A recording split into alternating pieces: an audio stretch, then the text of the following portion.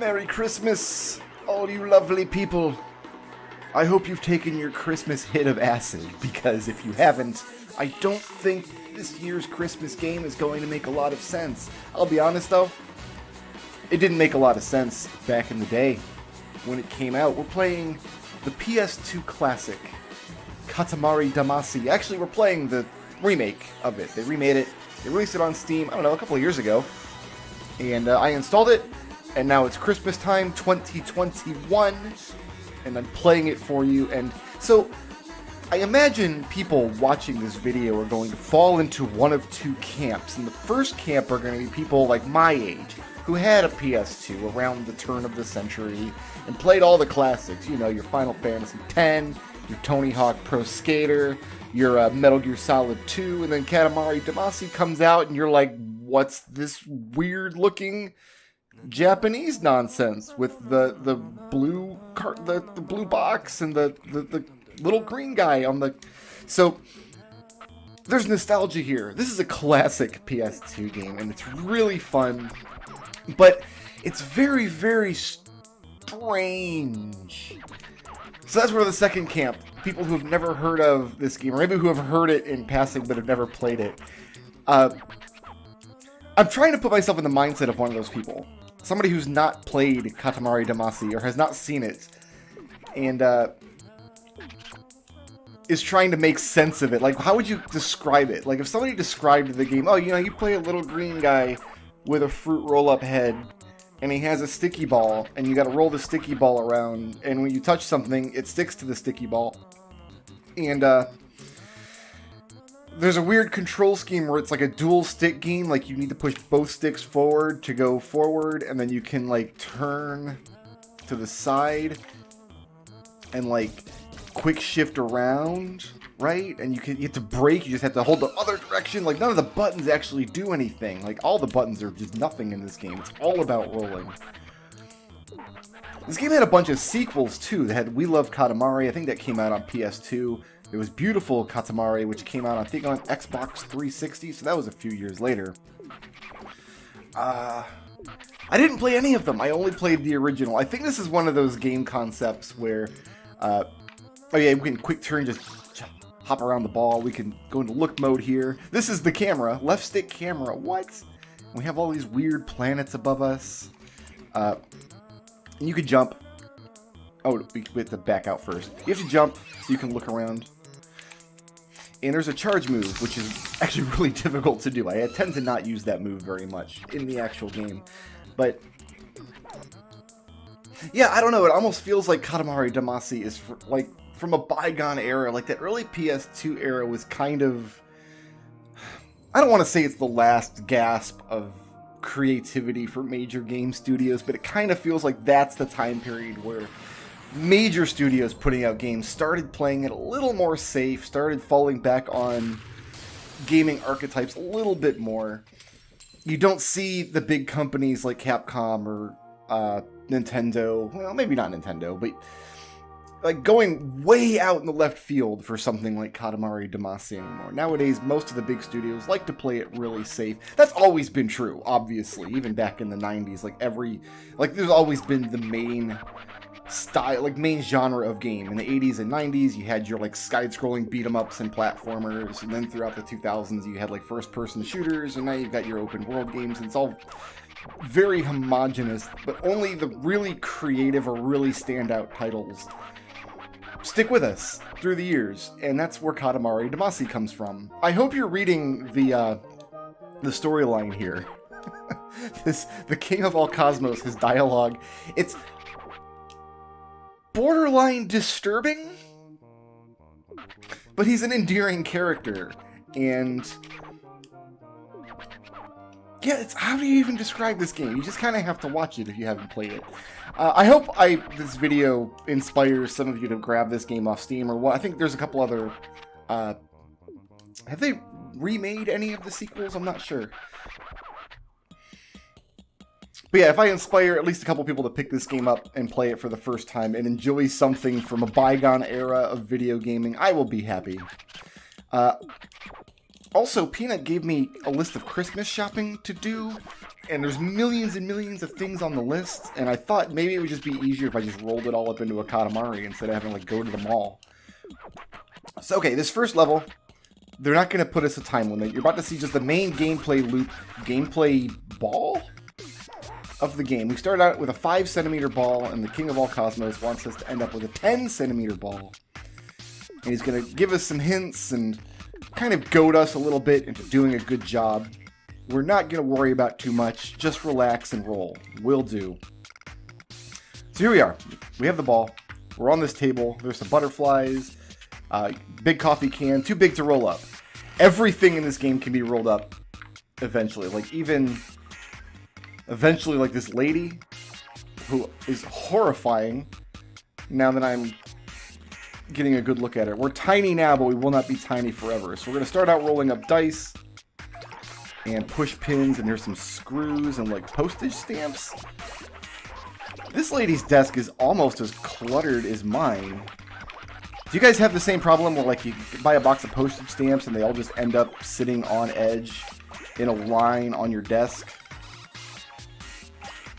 So the little green man can come along and roll them up into his ball. I hate when that happens. Am I big enough to roll up these erasers yet? Yeah, there we go. Oh, these aren't erasers, these are caramels. Well, I'm rolling them all up anyway, they're delicious. Oh, I don't want to go down to the floor yet. Back up on the table. Yeah, there's like matches and matchbooks and stuff up here that I want to get. So I hope that everyone watching either is having a nice Christmas or has already had a nice Christmas. And I do want to point out, I don't think you need to celebrate Christmas to have a nice holiday season. Whoa, our Katamari has hit 7 centimeters. I guess it means it's time to go down to the floor. Like, you don't have to celebrate Christmas to have a nice holiday. Like, there's all kinds of, it doesn't really matter what religion you are. Like, you could be a godless, heathen atheist like me and have a good holiday. Or, like, one of those wrong religions. Like, what's the one with the laser swords? Or the, like, the one with the cars. Like, the cars that talk? That's a religion, right? These caramels have been on the floor. I would not eat these, Inchling Prince. But part of the charm of this game is hearing the constant clacking of... Here's erasers. I can pick up these erasers now. Haha, big enough. The constant clacking of my controller. I'm holding my controller right under my microphone, so I'm sure you guys are hearing the clack, clack, clack of the thumbsticks. It's part of the charm of the game. It doesn't control like any other game you've ever played. Unless you've played the other Katamari Damacy sequels, I guess. But it does have a kind of intuition to it. After you played it for a little while, you do get a feel for it. It does kind of become second nature. That's one thing games really don't like to experiment with nowadays, is control schemes. Every type of game kind of has its own control scheme that's going to kind of be the basis for its genre, and that's kind of all that they want to try to stick with these days. Nobody has sat down to make a game and say, we're going to base this game concept around this like weird control scheme idea that we've had. That's not something that's happened for a very, very long time, unless you count Nintendo, and I don't, because you don't bowl by holding a thing in your hand and whipping it in front of you without letting go of it. That's not bowling. It wasn't bowling in the 1940s when bowling was invented. It wasn't bowling in 2006 when the Wii came out, and it's not bowling today. I haven't been bowling since I was a kid, but I don't think it's changed that much. I have watched The Big Lebowski. I don't need to read a tutorial. So after every level, the king makes fun of the size of your ball and says, you want a bigger ball. Then he tells you like what you mostly rolled up. I guess we got a lot of snacks and stationery, because we got a lot of caramels and a lot of stamps. Earth is really full of things. Not for long. It's actually the second time that I played Katamari Damacy as a Christmas special on a stream many, many years ago. I played a game called Nights into Dreams on stream, because that game is a Sega Saturn game. I never had a Saturn, but I bought... What did I play it on? It must have been Steam. Because I can't imagine I installed the Sega Saturn emulator, but it must have been Steam. I must have had Nights into Dreams on Steam. But that game, the Saturn back in the 90s, was one of the first consoles that had like a time and date functionality to it. Like, the console knew when it was. And, you don't need to save the games. You need to go straight down to the world here. So this is the world. And all of these levels. So we've done Make a Star 1. Yeah, that's the first level we did. So where are we on the world? Here. We're down on down by Antarctica, in between South America and Antarctica, like off the coast of Argentina down here. So we fly up into the South Atlantic to Make a Star 2. So yeah, on Christmas Day, December the 25th, when the clock rolled over, Nights into Dreams would give you like a Christmas level to play, like a special level you could only play on Christmas, or any day of the year if you set your clock to December the 25th. And I had never played Nights into Dreams before. I thought it was going to take a little while to finish the Christmas game, but it didn't. It was only one level, so I'm like, okay, I'll just play the whole game. And I played all of Nights into Dreams, and the game's only like an hour long.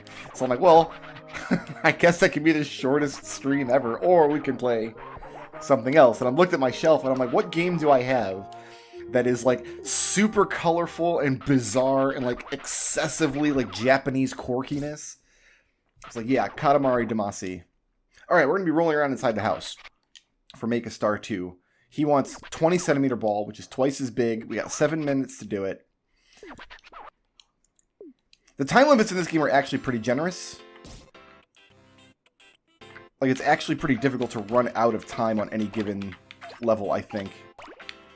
Also, you have to love just the incredibly quirky soundtrack to this game.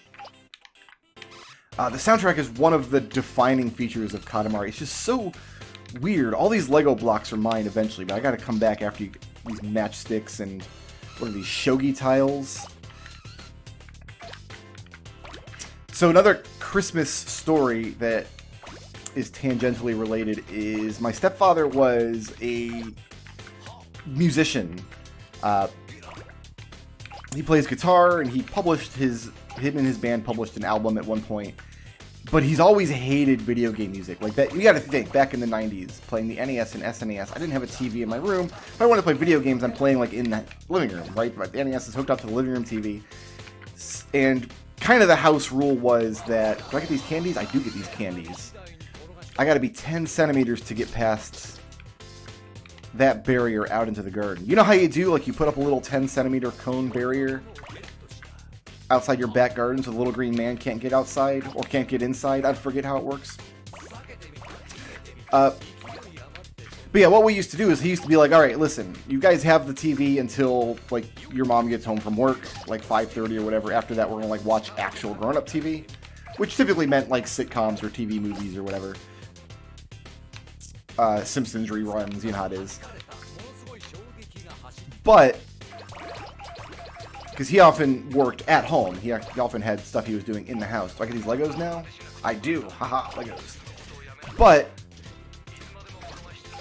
he's like, you know, I can't stand listening to the beep beep bop bop music. I just can't. So if you're going to be in the house playing video games, like you need to like mute the video game and play actual music. Otherwise, you have to shut it off. That was kind of the rule. So we played a lot of video games back in the 90s. A lot of Final Fantasy. These cassettes are mine. Basically to the radio. Like, we'd mute the game and play the radio. Now I can just roll up these barriers and all these cones. Word. Are these little Santas? It is a Christmas game. But anyway, around PS2 era came out, and I'm like, you know what? Video game music isn't just beat bop music anymore. Like, it's most games have like real soundtracks. A lot of games have like vocal songs too. They're not all instrumentals. They're not all meant to be played on a loop. So for Christmas one year, I made him a CD. Like here, like any music lover can enjoy these songs. Like these are songs from video games that I think anybody who like loves music should be able to listen to. And I forget what all I put on there. I know Snake Eater was on there from Metal Gear Solid. And one of the songs from Katamari Damacy was on there. I made sure to pick one that had English lyrics because you're not going to give somebody who doesn't like chiptune NES music Japanese lyrics to listen to. I don't know. In all likelihood, he probably just listened to the CD once on Christmas and then just put it in a box and never touched it ever again. But I put a lot of work into it. Excuse me. Like, I made... Baseball is wrecking shop. The baseball is following me around. I do got this Santa, though. I gotta get away from this baseball. I gotta stop playing baseball and pick up all these forks. Oh, we made it to 20 centimeters. That was that. Oh, what a nice Katamari. Goes down smooth. So at this point, how much time do we have to just roll around? We got 4 more minutes to kind of roll around. We got some birds now. I'm gonna get these bouncing Santas. Ooh, there's another bouncing Santa up there. I really do want to officially make this a Christmas video. Can't do that without bouncing Santas. Excellent. Excellent. Get all these knives. So we're gonna get a nice, good, big Katamari. Get all these socks. Perfectly starched socks that don't bend, like they're barely even made out of cloth. I need to pause the game for just a second to introduce my co-host. Ice cold, delicious Pepsi scraping across the table there. How refreshing are you today, Pepsi? Ah, very refreshing indeed. All right, back to rolling.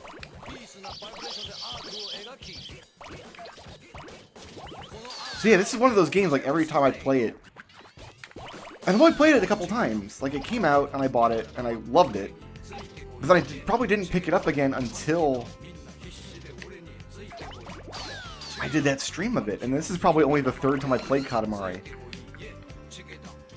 Is this just a Christmas tree? Can I get all these Christmas ornaments? No, they're bouncing off of me. Maybe I should go back in the house and see if there's stuff I can roll up in there now. Not up that way. That's not happening. There's like a step, right? Yeah, here's one. We can go up this way.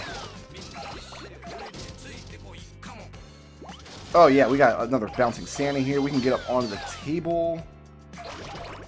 This house of cards. This lady's asleep.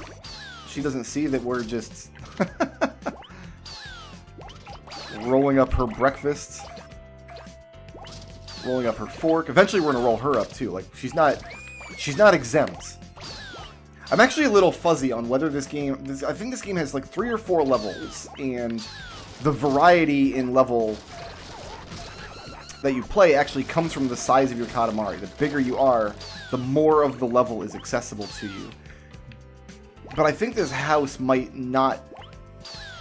Like, if I could use a Game Genie or something to hack in like a 100 centimeter ball, maybe we wouldn't be able to get the walls and these big boxes and things. Or I don't know. Maybe not. Eventually I just should be able to go up that step. Here's a bunch of tomatoes. I want more tomatoes. I might want to make sauce later. I have 1 minute left. I guess we're not getting up this wall without the turbocharge. Woo! And then we just roll back down, picking up sponges. Ooh, I need new sponges. I want to do my dishes tonight. I only have dirty sponges. Dirty sponges are the grossest, you know what I mean? I go through like a pack of sponges every week or so. Because you got some dishes you can't put in the dishwasher, right? And you gotta wash them, scrub them out by hand. Big pots and pans. I've got my big Dutch oven that needs to be cleaned. Oh, but these plants. Oh, there we go. Tomato plants. There's magnets out in the tomato garden. That's where I keep my magnets for sure. But you can't scrub out dishes with a dirty sponge. I don't know why I'm talking about dirty sponges in my Christmas video. That doesn't seem thematically appropriate. We got the 35 centimeters. That's pretty good. Well, actually, I don't know if that's good or not. I guess we'll find out. The King of all Cosmos will tell us after he sucks us in on the Royal Rainbow.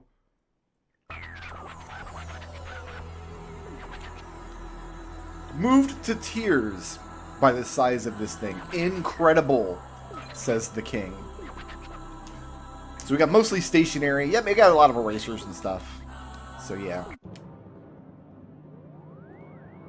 And there we go. We've made our first star. We're trying to repopulate the sky with stars. If you didn't read the story, the King of all Cosmos went on a bender and got super drunk and destroyed all the stars in the sky.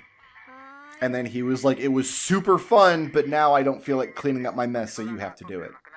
So I had to go down to Earth and start rolling up erasers and birds and things so he can make new stars out of them.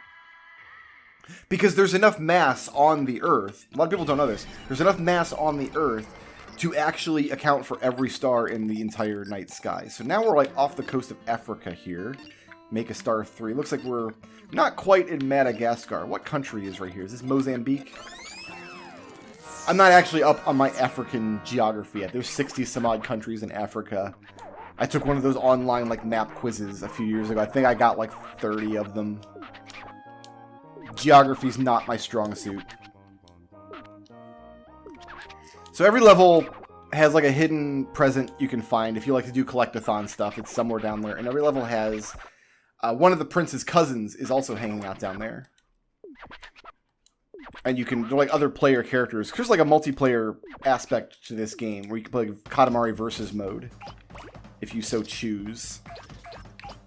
And you can get player characters for the versus mode. I have never gone through and done the collectathon of this game. That's not the charm of the game. This is a fun, relaxing, uncompromising title, perfect for Christmas Day. And I'm just not interested in, like, super challenge mode in Katamari. Not to say that you can't, you know, if you really enjoy the game and want to just play the challenge mode, but I've never been inspired to. Which is weird, because at the time this game came out, I actually had a habit of wanting to full clear every game that I bought.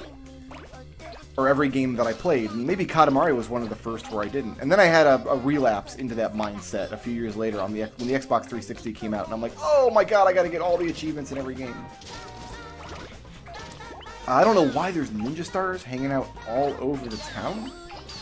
I like these cucumbers, get these toothbrushes. I guess if you really had to, you could probably brush your teeth with a cucumber. Like if you really, really had no other option. I've never used a cucumber, but I've had to just use my finger a few times. Like, you go on vacation, forget to pack a toothbrush, don't feel like running out to the CVS, like, whatever.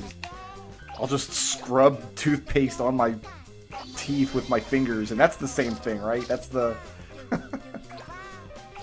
we're going to be back for that dog. You can roll up Doggo. I think, canonically, the idea is that being rolled up into a Katamari is like a pleasant experience. Like all of these mice and birds, like they start out not wanting to get rolled up, and then the king will... It was aristocratic? What? We rolled up a mouse and it was aristocratic? Okay. Can I get him? There we go, we got him. But yeah, it's supposed to be like a nice experience. Like being put into a Pokeball. Like, don't worry about it. They tell us the Pokeballs are nice on the inside and the monsters like being in there. As far as I know, nobody's ever asked the monsters. Like, nobody's been like, yo, Eevee, how's the inside of that ball? And then Eevee's like, it's a nightmare. Let me out. It's horrible inside. It's never happened. Pokemons can't talk, so... As far as we know, it's great. And the games tell us it's great, and I guess the cartoons tell us it's great. I've never watched the cartoon. And they always seem super happy to be let out of the ball, which I guess I would be too. Oh, that rat we didn't even have to knock out. We're just big enough to take rats. Now, how about birds? Can we get all these birds? Oh, they flew away. Now Doggo is chasing us. Ooh, can I get these big cans of lighter fluid? Not quite. Oh, they're knocking stuff off my ball, though. That's not good. Oftentimes, this game is about, like, finding the part of the level that you're obviously supposed to be in. You know what I mean? Like, there'll be a part of the level that has, like, a bunch of items of one size. And they do kind of try to guide you around by making paths. Like, can I get all these arrows here? I can't imagine these arrows are adding much to my mass, but... So, if you do run out of time in the levels, like, that'll be why. Like, you're rolling around and you don't really know what you need to be doing. At the moment, like, you'll get stuck in one area of a level and there's nothing really big enough to increase your ball size in your general vicinity. Until you find, often it's a place blocked off by one of those cone barriers. Like, oh, if you're 40 centimeters, you can get through here. We need to go to 50 centimeters in this level. There may or may not be something like that here. Oh, this is a nice little area we haven't been to yet. Those plants are a little bit behind us for now. All these flowers on the ground. What are these, cans of tuna fish? Forks. Fire extinguishers. Can we get up here now? Still a little too small to roll up there, but that looks like one of the areas we want to go to next once we hit another size differential, which I'm going to bet happens at 40. Nope, we just hit 40. No dice. How about these? There we go. Now we got the cans of lighter fluid. These are nice and bulky, so let's make sure we get all of these. And you do spend a lot of time picking up stuff that doesn't add to the size of your ball anymore because your ball is too big. Like these paintbrushes, not really going to appreciably fill me up, but it's so cathartic rolling everything up into a big ball. That's where the charm of the game comes from. I can get nanners now. Can I get underwear? I did. I got briefs. So we're decent now. We're wearing underwear. There's our 50. I think it lets you quit out of levels once you hit the target size. Like, you can quit if you want. But why would you want to? I gotta roll up all of these microphones. I keep all of my microphones and my underwear together on the same shelf. Just like every Japanese person does. Is that fire extinguisher mine? It sure is. This cat, though. The cat is starting to fear us. We're big enough that the cat is... We can knock the cat off of its kilter a little bit. Not quite big enough to pick it up. Maybe at like 60. Oh, now we're big enough to go up these stairs. Oh, look at all these monkeys! Monkey party on Christmas. It's a miracle. So good. It's funny. I started this series, this Christmas tradition on the Brickroad Yabatuba channel because back in the day, my Christmases used to be just empty time. Like Christmas morning, we always did a thing, and then usually I'd go over my dad's, we'd go over our aunt's for a little while, but a lot of the day I just spent at home playing with my new toys. There's not much to do, so I had a few years there. Let's see, I graduated high school in 2000. I guess we're rolling all the way down this hill. There we go. Now we can get back up, get some momentum going. Graduated high school in 2000, so I'm going to bet from like 20 up the hill. Late 90s to 2004 or so is when I moved out of the house and got my own place. And then I started dating the woman who is now my wife in 2006. Can I get birds now? I think we got a couple of those birds. Oh, the dog! We got Doggo! There he is. There's Hachi. So yeah, I had Christmases where like I'd open my gifts and we did big Christmas breakfast was our tradition at home, and still is. We still enjoy that to this day. But yeah, it's like, now what? Go online, like nothing uploads on Christmas. Nobody's updating their websites. Everybody's doing their holiday stuff. So yeah, the first year that I did a Christmas Let's Play, it was because, yeah, you know what? There are people that like my stuff, but aren't going to have a lot to do on Christmas, so I'll give them some new content. I'll give them some Christmas content on Christmas Day. Of course, around that same time in my life, like, my Christmas days are no longer empty. We have so much family stuff to do, and we always leave really early in the morning, 9:30 or so in the morning, to go do Christmas breakfast with my parents. And then we're all over town, because we got to visit a whole bunch of people, and gift exchanges everywhere, and I have a cat now in my Katamari. There it is. Pick up a gong, why not? And then we usually get home and we're just exhausted, so... Oh, we're pulling carrots up out the ground. The carrots are deceptively large because you only see part of them. You gotta actually pull them up out of the earth. Get the rest of these arrows. How about we go up these stairs now? I see some more gongs around here. Kind of tricky to get them. Camera clipping through the wall. I'm actually surprised at how good... Ooh, we got the planters. How good the camera works in this game. Because it really just kind of stays around your ball. They didn't get super crazy with the camera. This is... I want to say by this time in, like, video game development, like, the right stick camera was starting to become the standard, but it hadn't quite become the standard yet. Like, you could still get away with making the right stick do other kinds of stuff.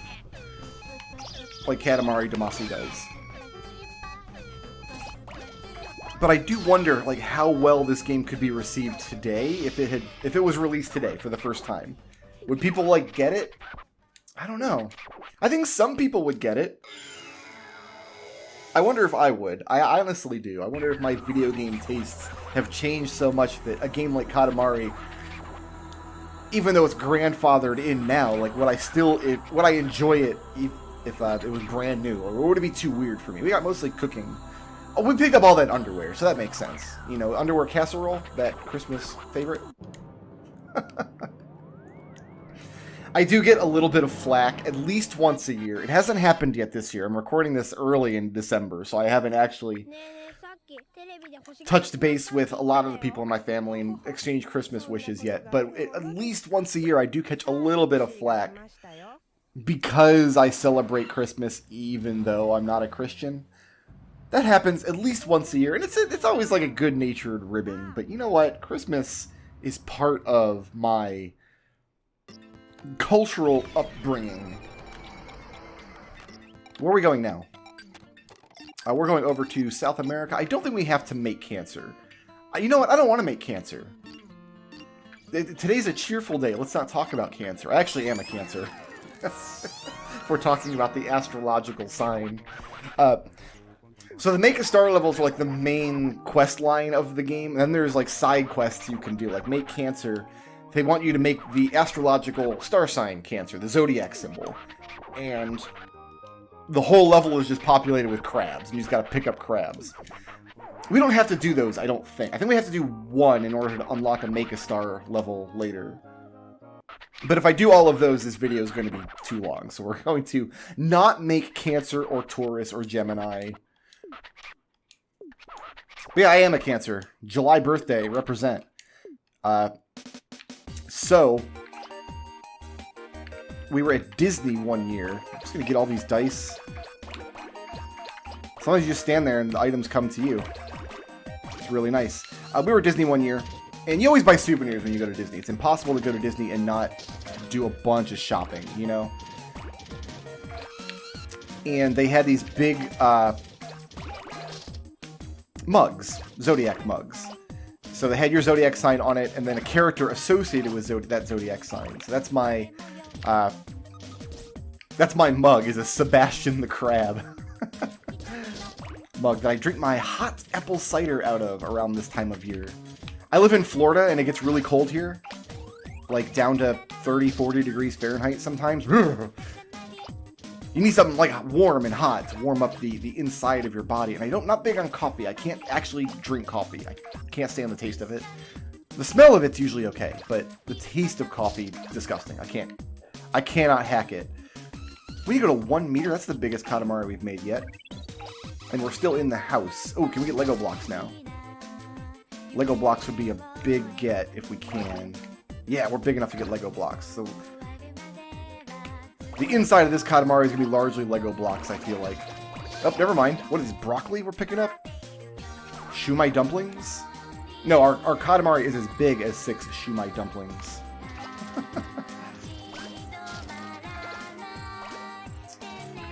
Ugh. What is that dog's... That corgi is Kuma's bear? Okay, you're not a bear, you're a corgi, very clearly. I'm trying to think of, like, what other games I played around this time. Like, Final Fantasy X came out around this time. Ico was one of the big ones.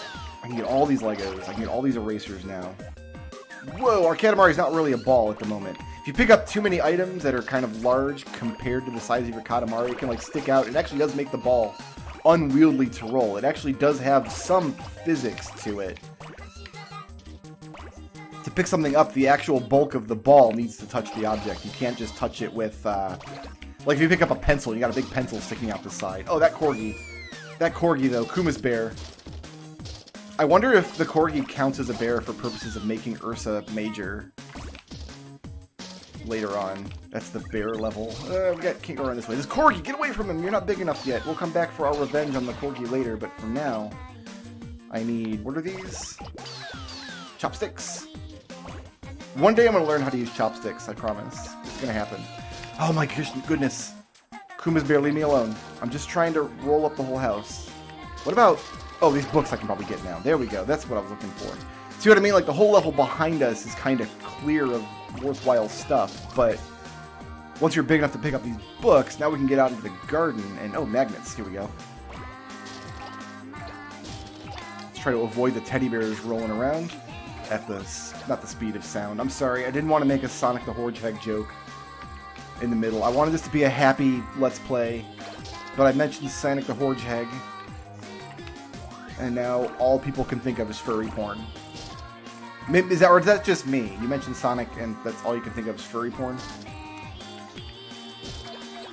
I feel like my commentary has been incredibly negative so far. Oh, I want all these guns. All these guns, thank you.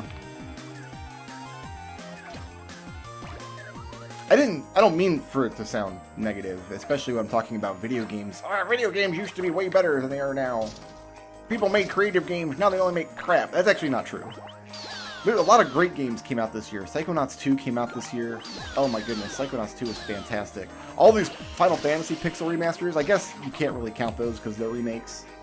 And that's it. Those are literally the only video games that came out this year that were any good. And every other game was garbage. I spent most of the year, like 10 months. Oh, I can't get the Ultraman action figures yet. Once we get 50, we can go out that way. We need to go to 1 meter, so 50 is what, halfway? I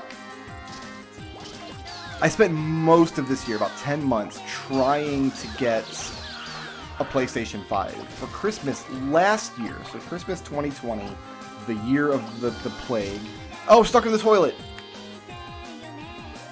Oh my goodness. We got flushed. We've been flushed. I didn't know this was here. Oh, I guess I did, because I've been through here. I just came through from another way. Can I Ultraman now? We can. Good. Well, I don't want to be in the sewer. Let's go back up here and get all these Ultramans. So a bunch of my friends and viewers on Discord pulled some resources together, and they couldn't get me a PlayStation 5 last year because you couldn't buy them anywhere. You still can't, by the way. But they put it together and they sent me the money for it. It's like, here's your, like, this is what we're getting you, so you can play and stream and record PlayStation 5 games for us. And it took me 10 months to finally get it. So that's been one of the major stressors of my life this year. I was trying to pick up these air fresheners, which... Are we getting flushed again? No, we're fine now. Some toilet paper here. Do some panic buying. So we went out... And I finally got it. I don't want every piece of this commentary to be just negative and horrible, so let's not go into the full story about everything that you have to go through if you want to buy a PlayStation 5 but don't want to, like, get taken in by scams or buy from an eBay scalper or any of that nonsense. But when I finally got it, the thing about PlayStation 5 is it's still a relatively new console, and nobody has them yet, so there's really not a lot of, like, great exclusive games to play on the PS5 yet. But I did buy a few. I bought... So these are games that I've just played these past couple months. Whoa! I guess we got the whole bear swing. Where is the... Should be right here? Yeah, there we go. The 50 barricade. I could not have planned that out better if I tried. How about these remote control cars? Are these mine? Not quite, but I'll bet once I get all of this stuff. See, I had a few PS5 exclusives in mind. We went out, I bought a couple of games, and I got... these eggs are too big. I gotta pick up some of this stuff over here. Oh, here's another 50 sign. What about these flower pots? Are these mine? Are these my flower pots? Yeah. Oh, yeah, we grabbed 11 centimeters off these flower pots. What am I stuck on? Get out of there. How about now, remote control cars? What say you? Ugh. No, they're knocking all my postcards and stuff off. Leaflets. Okay, let's get out of here. See, I bought Spider-Man, Miles Morales. Oh, that game's a lot of fun. I enjoyed that a lot. And it got bad reviews, but I did play through Oddworld, Soulstorm. Because that's another, like, around this era, actually, the Oddworld games, Abe's Odyssey and Abe's Exodus, now I can get remote control cars. I gotta knock them out first, and then I can pick them up. Come here, you. You are not going to escape. Yeah, it got bad reviews. Like, I guess the game was in a really buggy state when it first came out. It wasn't super buggy when I played it a year or so after the fact, but I am wasting a lot of time picking up these cars. I've only got 3 more minutes to go, what is it, another 12 centimeters or so? I don't know, I kind of felt like a lot of the reviews for Soulstorm made me apprehensive, but they were, at the same time, they were worded like the bugs aren't going to be there forever. Like, they're going to patch the game, and I had read that. I had read, ooh, this cat's mine. Okay, I didn't realize. Well, this cat, that's mine too. The bugs are going to get fixed, and most of them did. Like, the really bad bugs seem to have got fixed. By the time I played the game, they didn't have as many of them anymore. Although I did run into a couple of them once or twice where I, like, fell through the world, or the game crashed out on me. That cat's also mine. This little girl is... That little girl just punched my Katamari. You know what? I respect it. I'm here for it. But yeah, a lot of the reviews are like, oh, the game's just like really tedious. You've got to replay a bunch of stuff. Like, it's trial and error. And they're not wrong. Like, that's not an incorrect assessment of what Oddworld Soulstorm is. But at the same time, it's like, it is an Oddworld game. Like, that's just a characteristic of Oddworld games, is a lot of them are very trial and error.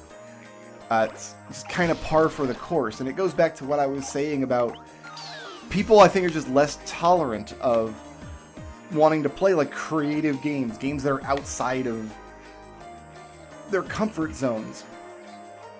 Because, yeah, the game is tedious. You do have to replay large parts of it. It didn't bother me, though, because it's an Oddworld game. It's what I was expecting, and it's kind of what I want out of an Oddworld game. You play the trial and error levels until you know the exact sequence of actions that will get you through the level safely. When the camera starts pulling way out like this, you're kind of reaching the size limit of what you can do in the level, I think. So even with a Game Genie, I don't think you can come in here and Katamari up all the walls and people and cars and stuff. Like, we're really kind of at the end of our rope here. But I played Oddworld, and I mean, it was good. I enjoyed it. But like I said, I enjoy Oddworld games. It didn't bother me that the game had a lot of tedium and a lot of replaying areas and a lot of trial and error. I was expecting that. It's part of the Oddworld experience that I want. And I think the game would not have been as good for me if, like, you could quick save at any point and you never lost any state and you could get through every level on your first try. But I can't speak for everyone. I can only speak for myself. But I was apprehensive reading those reviews. Like, I had to take them with a grain of salt. Like, these reviews were written by people who didn't play the old Oddworld games or who didn't enjoy the old Oddworld games and are only looking at the game through a very modern, like, hand-holdy, quality of life lens. Where are we going now for, what is it, Make a Star 4? Is this it over here? Cygnus? Cancer? Ah, here we go. I guess we're like in Chicago now? For Make a Star 5? But yes, I've been thinking about that a lot lately, about topics like accessibility in video games, quality of life stuff, respecting the player's time. All of these things are kind of wrapped up together. Like, video games should respect your time. They shouldn't screw around with you. They shouldn't force you to do dumb, tedious stuff. They shouldn't waste your time and try to feed you, like, microtransactions in order to save your own time. And games should have accessibility stuff. They should have stuff so, like, if you're colorblind or if you're deaf, or, like, one-handed or anything, you can still mostly play the game and enjoy it in some capacity. Like, there shouldn't be a game coming out in 2021 where, like, oh, if you're colorblind, just don't bother. don't bother playing this game. You're not going to be able to play it. You're not going to be able to enjoy it. I'm just going to go down here. Looks like there's lots of little things down here. Coffee cups. Oh, that's right. The mouse traps are actually traps. Oh, that's going to waste a lot of time if I screw around with those. I can't even pick up a coffee cup yet. I got to get some of these dumplings or whatever these are. Ping pong balls. At the same time, though, I feel like that review, the Soulstorm reviews, glitches and stuff aside, because the game, like I said, was apparently very glitchy at launch, and it did deserve reviewers to make note of that. Like, if you're going to release a game in that state, I think it's totally fair for reviewers to be able to say, hey, this is a glitchy mess. The glitches got in the way of my enjoyment of it. And some publications don't actually go back afterwards and update reviews after a game has been patched, after a game has had updates, you know? I think that's the risk you run. Like, if I release the game in this state and I get a bad review because it's glitchy or whatever, is that review going to stay up forever, or are they going to eventually go back and put in an addendum later? Like, 3 months later, they released a patch that fixes some of these problems. I don't want to say that it's not fair to review a game that comes out in the state where it comes out. I think that's 100% fair. In fact, I don't think game journalists do enough of that. I think game journalists give too much leeway sometimes to, this game's in early access, so we really can't review it yet. You know, that kind of nonsense. You know what? Early access means I paid for the game. It's out. It's been released. I want to know if it's in a playable state. So I do think that the Soulstorm reviews were fair in that regard. If it was glitchy at launch and it really did hurt the experience of the game, then it's fair to say, hey, this is glitchy, and it impacted the review score. But the reviews that were like, am I Banana Man yet? Not quite yet. A little too small for Banana Man, it looks like. The reviews that were like, this game's all trial and error, so it's not enjoyable, or it needs more quality of life stuff. Well, I'm not sure. Because if you have too much quality of life stuff in the game, if you really remove all of the tedium, if you remove the trial and error aspects of the game, you might have a more enjoyable game from the standpoint of somebody who just plays it once and then puts it back on the shelf and never touches it again. But it loses the distinct characteristic of it being Oddworld. Because Oddworld was a very specific kind of feeling back in the day. I just came back from my nanners, that's all. Just wanted my nanners. In fact, I want these nanners too. See, I've been thinking about that a lot lately. Like, where is that line where you're like, okay, we have to put accessibility options in games. We want games to reach the broadest audience possible. But at some point, that stops being, like, at some point games start feeling homogenous, don't they? I know one of the big debates in one of my favorite genres, the 2D platformer right now, is whether there should be lives or not. Should the game have limited lives? So here's the idea. If you weren't around in the 1990s to play platformers, or if you just aren't that familiar with the genre, the idea is you have X amount of lives. Typically a game would start you with 3 or 5 lives, and every time you got killed in the game, it would send you back to a checkpoint in the level. That was pretty standard. I'm trying to get these crabs. What we're doing now. Crabs. Even though I'm not making cancer right now. Handcuffs? I guess we're not going up those stairs just yet. There's gotta be bigger stuff over this way I can get now. Like these bottles, what are these, thermos, orange juices. So, okay, you're playing a Mega Man game. You have 5 lives. You get killed, you get sent back to a checkpoint. Typically, a Mega Man game will have like a checkpoint halfway through a level and then one before the boss. So depending on where in the level you die, you might have to replay like up to about half of the level. But if you run out of lives, you don't go back to your checkpoint. You go back to the level select screen. So if you want to retry the same level, you have to start it over from the beginning of the level. And this is falling out of vogue now to the point where Mega Man 11, and actually I think all modern Mega Man games, going all the way back to like the PlayStation 1 era, have a mode where if you play on the easiest difficulty setting, you get infinite lives. Every time you die, you just start back from the checkpoint. And that's kind of the paradigm that modern platformers usually go with. To the point where, like, a lot of modern players, these live systems are archaic. Like, Mario doesn't do this anymore. Like Mario Odyssey doesn't have lives, does it? I can't even remember now. I played Mario Odyssey once and didn't really like it, so I'm not the guy to ask, I suppose. Can I get up these stairs, please? I know I'm going to lose a bunch of wallets, but...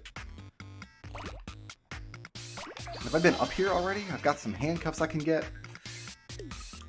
So yeah, that's a really... Whoa. Oh, he's showing me the... There's a way through somewhere. Yeah. Okay, can I get over there now? Are these mine? Those are mine. That's a very common argument nowadays. Saying, like, yeah, lives are an archaic system. A 2D platformer that comes out nowadays... Got all... Oh, I didn't quite get the strike. We're gonna leave that one pin. I'll come back, swing back and pick up the spare later, maybe. Are these my buckets? No, not yet. Not my buckets yet. But is that true, though? Is it true that lives are an outdated concept? That it's a quality of life issue? Or is it like a style of game issue? Is it that games that have lives, that have a life system like that make you replay a level if you lose all your lives, does it create a worthwhile style of game that you don't get otherwise? I think it does. Like, I can only speak for myself, obviously, but I've played Mega Man 11 100 times. It came out, I played it, not exclusively, but I played it over and over and over because I really liked every single level. And part of the reason I feel like I had to play every level a lot is because I couldn't beat the levels on my first try. I lose all my lives and then have to go back and play it again. And every time I played it, you get better and better. Until eventually you got to the boss, and maybe you couldn't beat the boss. Maybe you had the wrong weapon, but now, like, you knew the level pretty well. And I'm just a ball of daikon radishes now. Pick them all up, son.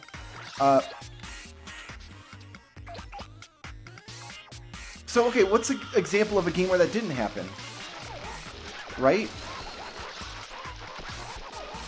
I want to get up out of the sewer, I think.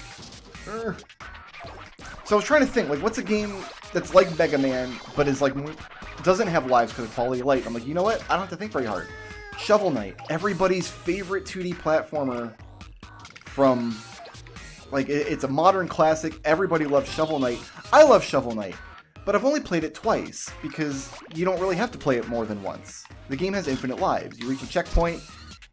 Once you reach a checkpoint, the entire level behind you functionally ceases to exist. It's done. It's behind you now. It's not part of the game anymore. You've already cleared it.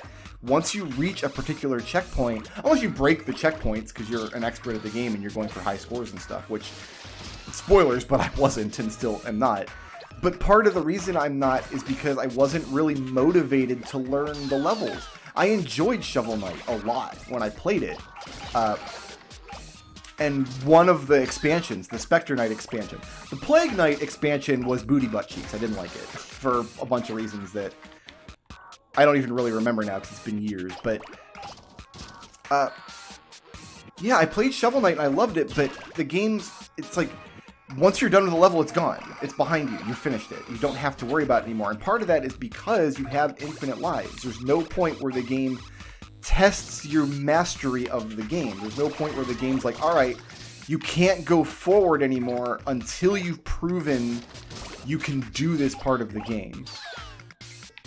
And that's really what the live systems are good at doing. A Mega Man system is good at doing. And I realize that not every player likes that kind of thing, but I like that kind of thing. And so I was really appreciative when I played Mega Man 11, and it had there's a difficulty setting for infinite lives.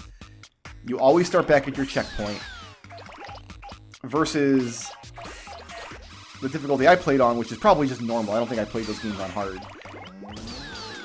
That's my cow that I just got. That's Bessie, or maybe Arnold. I forget. See, I've been thinking about that. Like, is this an accessibility issue, or is this, like, there's different styles of games and not every game has to be the same style? But then it brought me back to my old bugaboo for this argument. Always comes back to Dark Souls. Can I get... Oh, I'm getting people. There's people in my ball.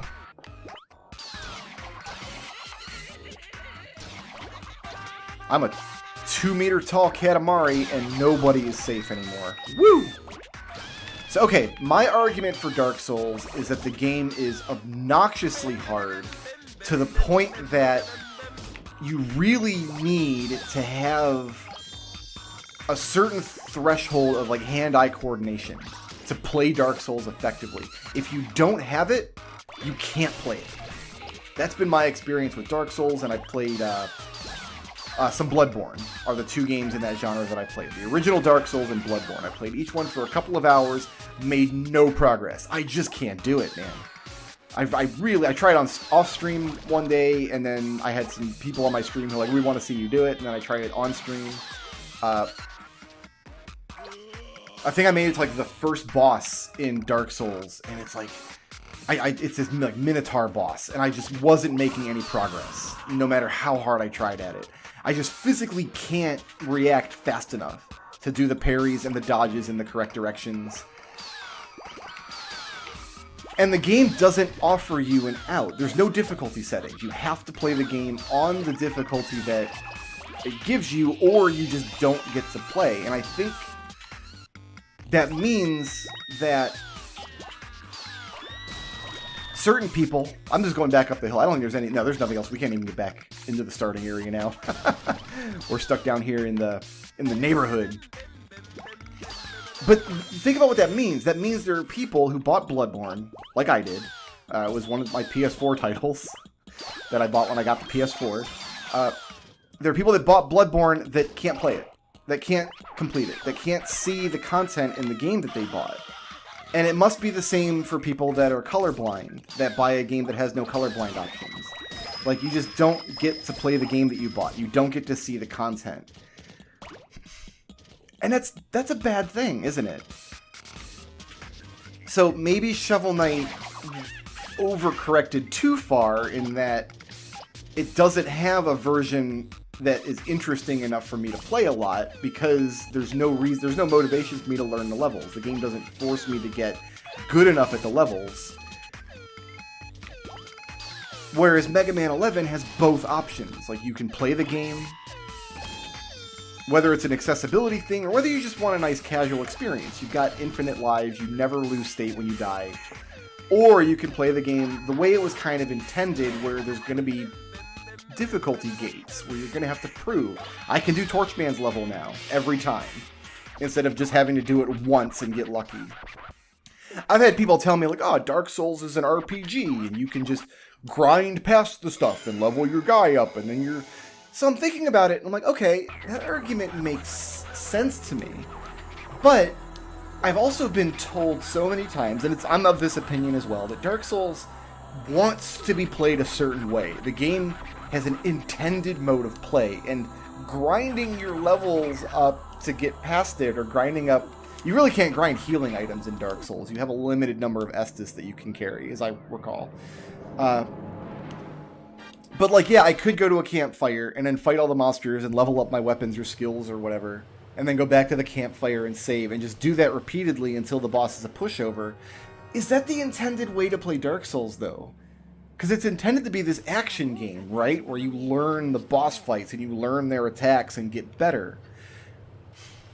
It's like, I don't like the argument that I have to play the game in a bad way in order to just see the content, when they could have just put difficulty settings in. Where's my next Make a Star? There's Cancer. What's down here in the Corona Borealis? Oh, we're going back off of the there's not even a landmass here. We're just like, New Zealand's over here, Australia's here. There's nothing even down here. We're just here in the South Indian Ocean, I think, here now. Make a Star 6. But when you say, hey, Dark Souls needs difficulty levels, what people always say is, no, the game has an intended way to be played, and you have to play it that way, or you're not going to get the full experience. But which is it? Do I need to get the full experience by like not having a difficulty setting that's appropriate to my skill level? Or is it your argument that I have to play in a bad, unintended way and grind past the challenges? Like, why can't I just have an easy difficulty setting that makes the game a little bit easier so somebody at my skill level can play the game in its quote-unquote intended way and still get that experience rather than having to grind past everything? So what I've been thinking of is, whoa, I just got soccer balled. Whoops. It's like, okay, I read all these Soulstorm reviews, and they're all like, it's tedious, there's not enough checkpoints, you've got to replay everything. It's all trial and error. And they're not wrong. The game is that. And those things, like in modern gaming, are seen as undesirable traits. You don't want your game to be all trial and error these days. But the experience I had with Dark Souls was suck it up, Buttercup. Like, get good. That's the point of the game, is to figure out the exact sequence of actions that every part of the level wants, and then performing that sequence well. Like, that's the game. If you don't like it, then you just don't like Oddworld, and you probably shouldn't play Oddworld. Does that make me a hypocrite? Because I don't feel that way about Dark Souls. I feel like Dark Souls should meet me halfway. I feel like Dark Souls should have a game mode that is appropriate to my skill level. I don't know. I'm going back and forth on that right now, because I feel like these reviews of Soulstorm were a little unfair in accurately describing what the game was and saying that it's bad because it doesn't conform to certain modern sensibilities. But then we have this other game series that also doesn't conform to certain modern sensibilities that I'm like, yeah, no, that game should totally, it's an accessibility thing. It should not require you to have a certain level of hand-eye coordination just to see the content. I don't think we get these, what are these, sheep? No, we get these chickens. It's chicken sandwich time. Woo! I don't know, maybe, I'm trying to think. Back in the day, many, many years ago, Contra 4 came out, and it was like the first like main Contra game. I think there's been a couple Contra games since then, but at the time, it was like the first Contra game in a long time. Contra are these like run-and-gun platformer games, right? And they're very memorization heavy. Like, you really can't complete a level in Contra unless you just memorize where everything is and know like where all the power-ups are. And I gotta get up these stairs, don't I? There's more stuff I can pick up here now, like chickens and birds and boxes? Question mark? No, not boxes yet. It's globe, though. So, okay, when I was a kid, and I played Contra on the NES, it has the infamous Konami code. Up, up, down, down, left, right, A, B, select, start, right? It's the Contra code. It gives you 30 lives in Contra. We played a lot of Contra with 30 lives back in the day, and we were not good at Contra. Like, there was a time when I couldn't even finish the game with 30 lives. But, like, 30 lives was a big part of the Contra, like, experience to me. So Contra 4 came out, and there was a big debate that we were having about, because it didn't have the 30 lives code. Like, I'm like, right on that, like, I'm not buying Contra 4 because I don't want to memorize this whole game to enjoy it. That's not what I'm looking for. I'm in my 20s now, and am I getting these fences? Oh, we're getting big fences. Big blue fence times on my Katamari ball. Which means it must almost be time for these sunflowers. At some point, we're going to roll up this clock, too, aren't we? In fact, we're getting the clock right now. Getting some people. Oh, it's getting crazy. Is that a mime? I can't get the mimes yet, I guess. I'm like, okay, you know what? I'm not going to play this game because I don't feel like memorizing Contra 4. I just don't feel like it. And it doesn't have the 30-man code, and I'm not going to be able to complete it without memorizing it. It's not my thing. I'm not into it. I don't want to play it. And people were like, well, no, because it's trying to do something specific. It's trying to tell you you have to be good enough to play it, which is essentially the argument I was just making for Mega Man 11. But you don't have to play with the 30-man code, right? Like, if you really don't want to, just like I don't have to play with the infinite lives in Mega Man 11, and indeed I don't when I play that game. I just don't pick that difficulty setting. When I play Rock Band, I don't pick it on easy, even though I could get 100% on every song on all the time if I played easy. When I play like the Donkey Kong or Mario games that came out on the Wii that have the super guides that play the level 4, I just don't use them. I don't want to. Doesn't that also apply to stuff like Contra 4's 30-man code and Dark Souls, though? Like, if you just... Why does it bother you that somebody else has decided to play the game on an easier difficulty? How does that remove your accomplishment? I've completed Final Fantasy I with a single character. Many times. In fact, I just did it on the Pixel Remaster this year, which is insane because, for reasons in the Pixel Remaster is a little different than the original in some ways that make it a lot harder, especially for like solo characters. Like, I've got that option. I can play that if I want. That's one of the ways that I'm allowed to play Final Fantasy I. Not everybody has to play it like that, though. It's a difficulty option. I can make the game harder on myself if I really want to. What does that look like for Oddworld, though? Like, at what point do you say... at this point, it's the player's responsibility to play in a way that they find fun, versus this game should have accessibility options and be accessible to the widest possible audience. Where is that line? And I don't know. Like for Mega Man, it's easy. In Dark Souls, it's very easy. You put an option on the game when you boot up. What difficulty setting do you want? And here's what each difficulty setting does. If you play on this difficulty setting in Dark Souls, you're going to have twice as much health and twice as much Estus, and like maybe monsters have less health, or like monsters, like their attack animations take a second longer to give you longer to react. Like there's any number of ways you could make Dark Souls quote unquote easier, and then just put a difficulty option in the game that you don't have to select if you don't want to. And for Mega Man 11, play on casual mode and you get infinite lives. You always go back to your checkpoint. You don't have to worry about it. I think Super Meat Boy has an option, not a Super Meat Boy, Celeste has an option where like you can't die in levels.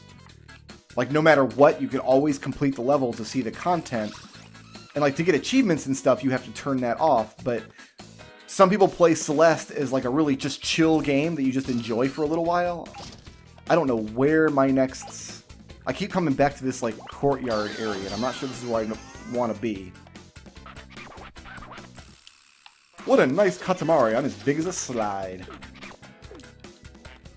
But is that possible for all games? Do some games just have these characteristics where, like, if we make this game more accessible, or if we try to shoehorn in an accessibility option, does it change the game too much? Does it get too far away from what we wanted the game to be? And that's the Dark Souls argument. That's the one I've heard over and over as well. It's supposed to be super hard. So if you make it easier, you're compromising the vision of the people that made Dark Souls. I wonder about that. Are you mine? Yeah, you karate guys are mine. I'm definitely picking up karate guys. Swinging weirdo karate guys. All the people of the village. We just got the TARDIS there. In the case of Dark Souls, I don't think I agree. Like I said, I think add a difficulty option. You have twice as much health. You can carry twice as much Estus. Like that alone, I think anybody could BS their way through Dark Souls with just that change. And same with Bloodborne, really, and any game of that paradigm. You just increase the amount of mistakes that you can make in a level or in a boss fight, and that gets you most of the way there. I just live in this gas station now. I'm sorry. This is my gas station that I live in forever. I want all these cows. But I wonder if Soulstorm lives in any of the Oddworld games, really. Does that... Like, what does a more accessible version of Soulstorm that isn't based on trial and error look like?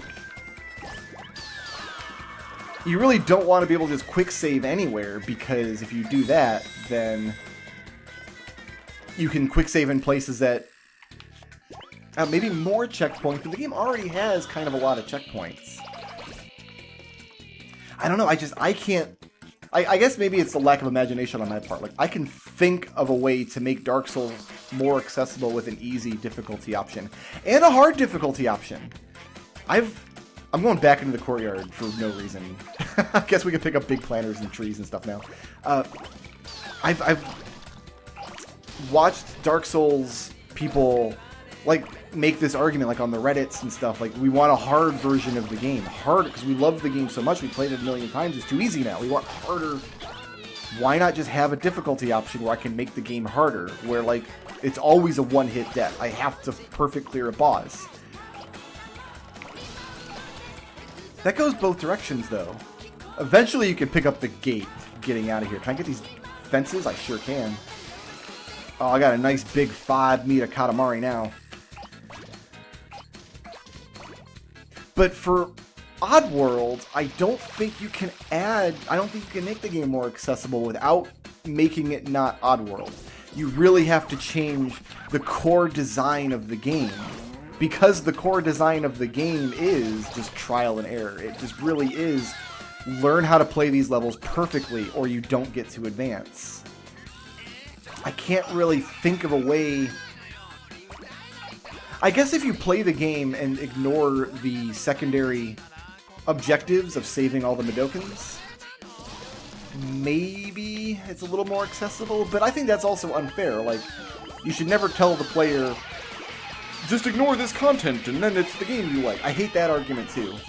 That was the Mario Odyssey argument that I kept getting when I was streaming it and people were getting upset at me because I was complaining about just how tedious the game was. Like, look how boring this is. And they're just like, just don't get those moons then, Brickroad. Just don't do that part. God, only play the fun part. The game is super fun if you ignore 70% of it. So no, I don't think that's a valid argument either. I think it's perfectly fair if somebody plays Soulstorm or any of the Oddworld games and they're gonna want to save the Madokans because that's really the game's core objective. But if you do that, you're going to be replaying a lot of levels. And you're going to be repeating long sequences of actions, right? Oh, I got a present. I accidentally picked up my present this time. And mostly got flowers. I guess trees count as flowers. I wonder... When he says your ball is mostly made up, does it mean like mass? Like large flowers count for more? Or does it mean quantity? Like I picked up a million small flowers. And they all counted. Oh, I didn't mean to skip that cutscene. I'm so sorry. Oh well, we don't get to see what the blockheads are doing. I guess their dad is going up into a rocket in space. And they're like, oh, we can see the rocket from here. There's Ursa Major. Corona Borealis. Yeah, I think there's Pisces. I think we do have to do one of these levels to unlock the next Make a Star. I think it's going to make us. So... the one that I want to do is Ursa Major. I think once we've completed it, it'll unlock the next Make a Star level. But there's a reason I want to do this one, because instead of being like... most of the Make a Stars are just make the biggest Katamari you can. And then most of the constellations are roll up as many of this kind of object as you can. But this one is find like the biggest bear you can roll up. So like the first bear you roll up stops the level.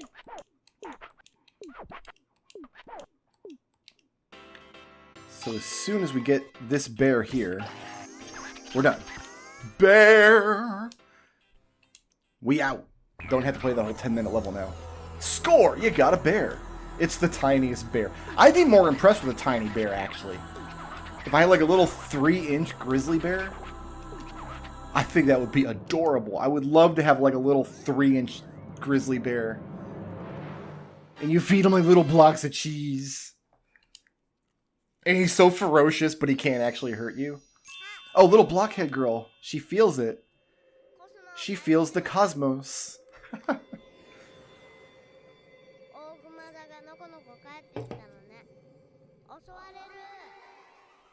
The 3-inch bear is going to attack the little girl, and she's dead now. Sorry, little girl.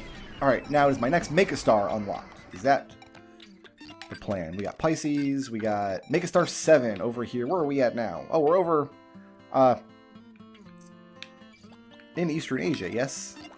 Not quite Japan, so we're like in the Koreas, I think, here.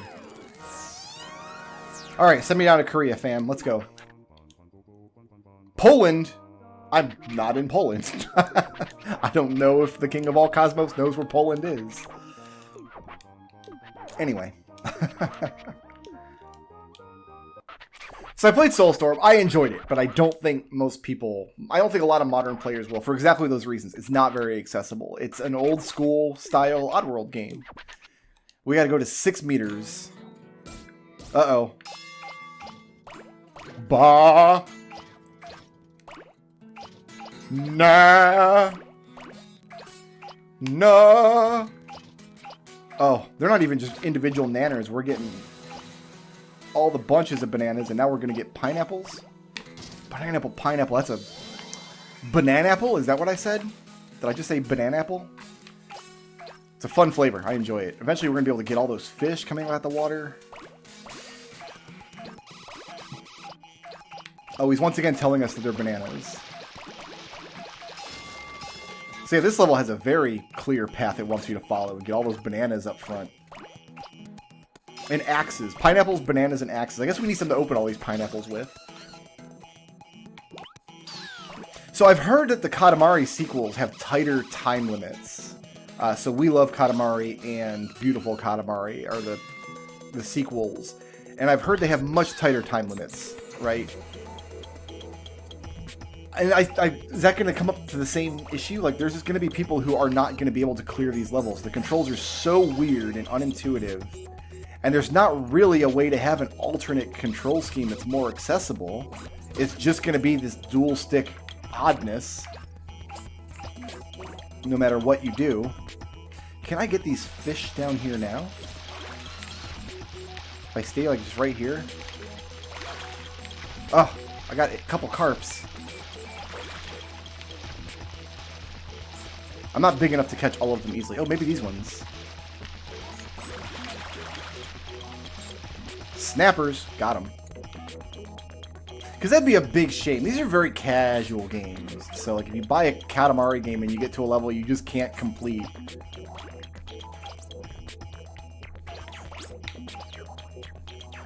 I don't know. I think that's a very interesting debate that we're going to be having for a little while. Is, like, accessibility versus... I think it's important for games to be accessible, but I also think it's important to really respect the artists, the people who make the games. Like, if you have a particular vision, you should be allowed to make that vision whatever you want, right? If adding accessibility options gets in the way of creating the game that you want, which way do you have to err? Is it okay to make a game that's like really based on color theory to the point where if you can't distinguish colors, you're not going to be able to play it? Is it okay to make a game that requires controllers that you have to use your hands with, knowing that there's going to be people out there whose hands, they have a disability, that they don't have hands or need some other control option? There's lots of controller solutions out there for people with those kinds of disabilities, but I do wonder, how well do a lot of those games acclimate to each other? If you're a musician and a game creator, is it okay to make a game that's really designed on music theory to the point where if you can't hear or if you can't distinguish certain sounds, like, yeah, you can always just add subtitles, but there's got to be a point, and I couldn't articulate where this point is because I'm not a musician, but there's got to be a point where just adding in subtitles ruins that experience a little bit. If a game has subtitles, I'm going to turn them on, and I'm not disabled in that regard. I don't have bad hearing. I can distinguish sounds. I can hear just fine, but it's always my preference to turn on subtitles. And I've played games, in fact, Minecraft is one of them, where I can always read the subtitles before I can hear the sounds. What's the argument there? Does that ruin the experience of Minecraft? Because I'm sure the experience is the creeper's supposed to be able to creep up on you, and you're not supposed to hear them until they're exploding. But if you have the subtitles turned on, whether or not you have a hearing disability, you can always see the little creeper hisses. subtitle pop up, and then it always gives you time to hit your shield button and survive the blast. So creepers are just, if you have subtitles turned on in that game, they're just a non-issue. If you've built a shield, you just always survive creepers. They're just never a problem anymore. That's not the intended experience of creepers. But if you don't have the subtitles, then deaf people don't even have a chance. If you can't hear the creeper, you just don't even have the option of... Oh, that was a big fat guy I just rolled up. Come here, stick boy. You are being violent on the beach. Oh, it's Watermelon Boy. I don't know why they called him Watermelon Boy. I guess he was hitting watermelons with his sticks. Is there anything even in this area that I still want? Oh, fish. Yeah, there's a bunch of fish probably that I can still get. And all these people and bicycles. Don't get me wrong, I'm glad Minecraft does err in that direction, because I I don't know that I would want to play Minecraft in a version where if I just don't hear the creeper, I just lose. Especially because I play pretty much exclusively on hardcore Minecraft. But at the same time, like, if Mojang came out and said that, like, the experience of creepers blowing up your world is just really central to Minecraft, and we feel that having the subtitle option just ruins that experience. It brings the game too far away from our vision, and we're not comfortable releasing the game in that state. I have to respect that, even though it makes the game less accessible. I am glad that the Minecraft team doesn't do that, because like I said, I don't think I would enjoy a game in that state. There's a way through up there, so I will go up there then, after I get these people and these radishes and this farmer. Oh, never mind, that farmer is not in the Katamari, we just drowned him. I'll take his boxes though, then I'll feel good about that. Where did he say the path forward was? I think it's up here, right? Up top here. Oh, I see it. I gotta go around that way. I got a panda. We got some signs. I think I gotta go up this way. We'll get the class of 2006 here. Is that when this game came out? 2006? No, it's older than that. Wild. I think it's an unpopular opinion, too. Like, I think some people would make the argument that you should always err on the side of the accessibility options, right? Like, games should always be more accessible rather than less accessible. And I understand that argument a lot, but it's something that I just have to... I just don't think there's a universal answer to the question. It really has to be up to the developer, doesn't it? Like, if the developer, like the Celeste developers, really wanted the game to be accessible to as many people as possible, which is why they added all those options in. But I got bored with Celeste when I played it. I didn't use a lot of the accessibility options. It's just not the kind of game that I want to put a lot of time in. I think I completed the first couple worlds, and I feel like, yeah, you know, I kind of get it. Like, if I really want to put the time into this game, I'm going to have to just replay all the levels until I get them all perfect. Like, that's the kind of game this is, and I'm not really into that. So, but like Shovel Knight's a better example. Like, that's a game that my opinion on it was shaped by the accessibility options it has. We want to make a game that has infinite checkpoints. Okay, it has infinite checkpoints, but like my only options in Shovel Knight are play the game with infinite checkpoints, which makes the game really, really easy. Am I big enough to get these trees? There was like something in the campground in there, but the trees themselves were not ready to go yet. We can step back down here in main Townsville, I guess, for a minute. Yeah, you can play with infinite checkpoints. Every time you die, you go back to the previous checkpoint. No harm, no foul. Or you could destroy the checkpoints and go for high score. But then you're playing with no checkpoints. Like, those are my only options for Shovel Knight. And it's like, I really want something in between. There's nothing in the ocean for us. We're just not big enough in this level. These trees are ours, though, aren't they? No, they're not. They look like they could be ours. We're as big as 43 porta potties. Woo! I'm glad we don't have 43 porta potties. What about the courtyard. We go, yeah, we got the door to the courtyard. I think we just go in here now and like we're done with the level. We're at 6 meters. Can we get a bunch of stuff in the courtyard, planters and fences? And I don't think we're gonna get a lot of size in here, are we? We can get the numbers for the clock. But yeah, I really do feel like if Shovel Knight had just said, okay, you get 5 lives per level. If you screw up a level, you gotta replay it. I would have stuck with it more. My first playthrough of the game wouldn't have taken, like, I think I beat the whole game in 5 hours and saw all the levels and beat all the bosses and everything. I would have been more motivated. I would have had to be more motivated to play all the levels more. Because you can't beat them all in your first try. The game's too hard. Alright, I guess we've got to go all the way up around the schoolyard again. There's no other path up top. Oh, cops and robbers. They're mine. I think those cops were shooting my Katamari and not like the robber guy. You didn't know this game was a commentary on gun violence, did you? It's not, but I just said it was. And I said it on the internet, so it must be true. Trying to think of other examples of games where like I've been turned off by their accessibility options, like things that people should be celebrating in games are the very things that turn me off of them. There's just a general homogeny to a lot of modern games, like maybe Mario Odyssey is a good example of that, because you just go through the game and you collect all the stuff. That's really all there is to do. The game doesn't really test you on anything. It doesn't really have much of a challenge to it. It's always on your side. It always wants you to see all the content and all the levels. Doesn't have any teeth to it. Doesn't frustrate you ever. And I think that frustration, like I crave that kind of frustration in games. I want to be frustrated a little bit, just enough to like. There was one level in Mario Odyssey where I had to replay it a lot. It was one of the Sonic the Hedgehog levels where you had to roll around at the speed of sound. And I said I wasn't going to do a Hedgehog reference in this Let's Play, and then I did another one. I'm so sorry. I've ruined Christmas by Hedgehogging it up. This beach is mine. This whole beach, right? Is this my beach?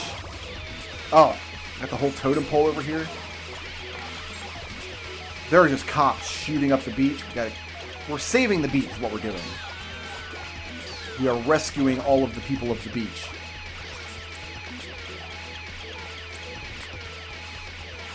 Katamari doesn't have any of these issues. Like, it's the perfectly accessible game. I don't think...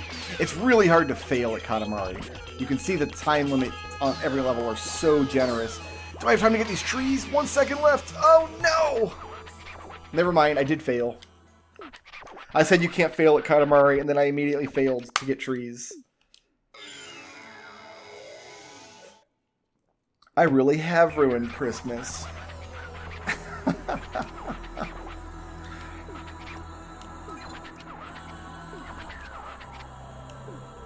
I don't know, I think the best game I played this year was Psychonauts 2. That game was fantastic, start to finish. I kickstarted that game back in the day. I was streaming Psychonauts when they announced the Kickstarter for Psychonauts 2. And like, so impulse decision, I'm like, I have to, like, on stream, like, pre-order Psychonauts 2. That was many years ago. Well, the game came out, and it's fantastic, start to finish. I played it, I played it, and then I restarted, and I immediately played it a second time. I enjoyed it so much. Highly, highly recommended. Even if you haven't played the original Psychonauts. I did go back and replay the original Psychonauts as well this year, though. Just because I wasn't done, I wanted more. I wanted more Psychonauts. Where are we going now? Taurus is there in Indonesia. Gemini is down in Antarctica. There's Pisces, Cygnus, Cancer. What's this? Oh, I've completed Ursa Major. Ah, Make a Star 8. Where are we now? We're... New Zealand is Make a Star 8. Where does the king think we are? That's not even a word. That's just random letters banged on a screen. Have I been to Russia? Well, we're in New Zealand, not Russia. Do you think that's where Russia is, comrade?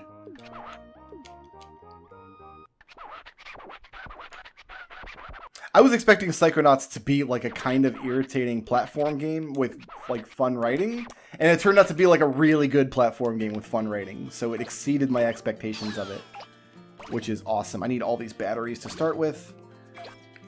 Is this one of those levels, like I need to go to 12 meters, but they're starting me out like really small. and being chased by mice. So let's... You've really got to build yourself up over the course of this level. There are a couple levels in this game that I know that I failed the first time I played it. Just because... Not because the timer is tight, but because you kind of have to learn the layout of the levels. You kind of have to know...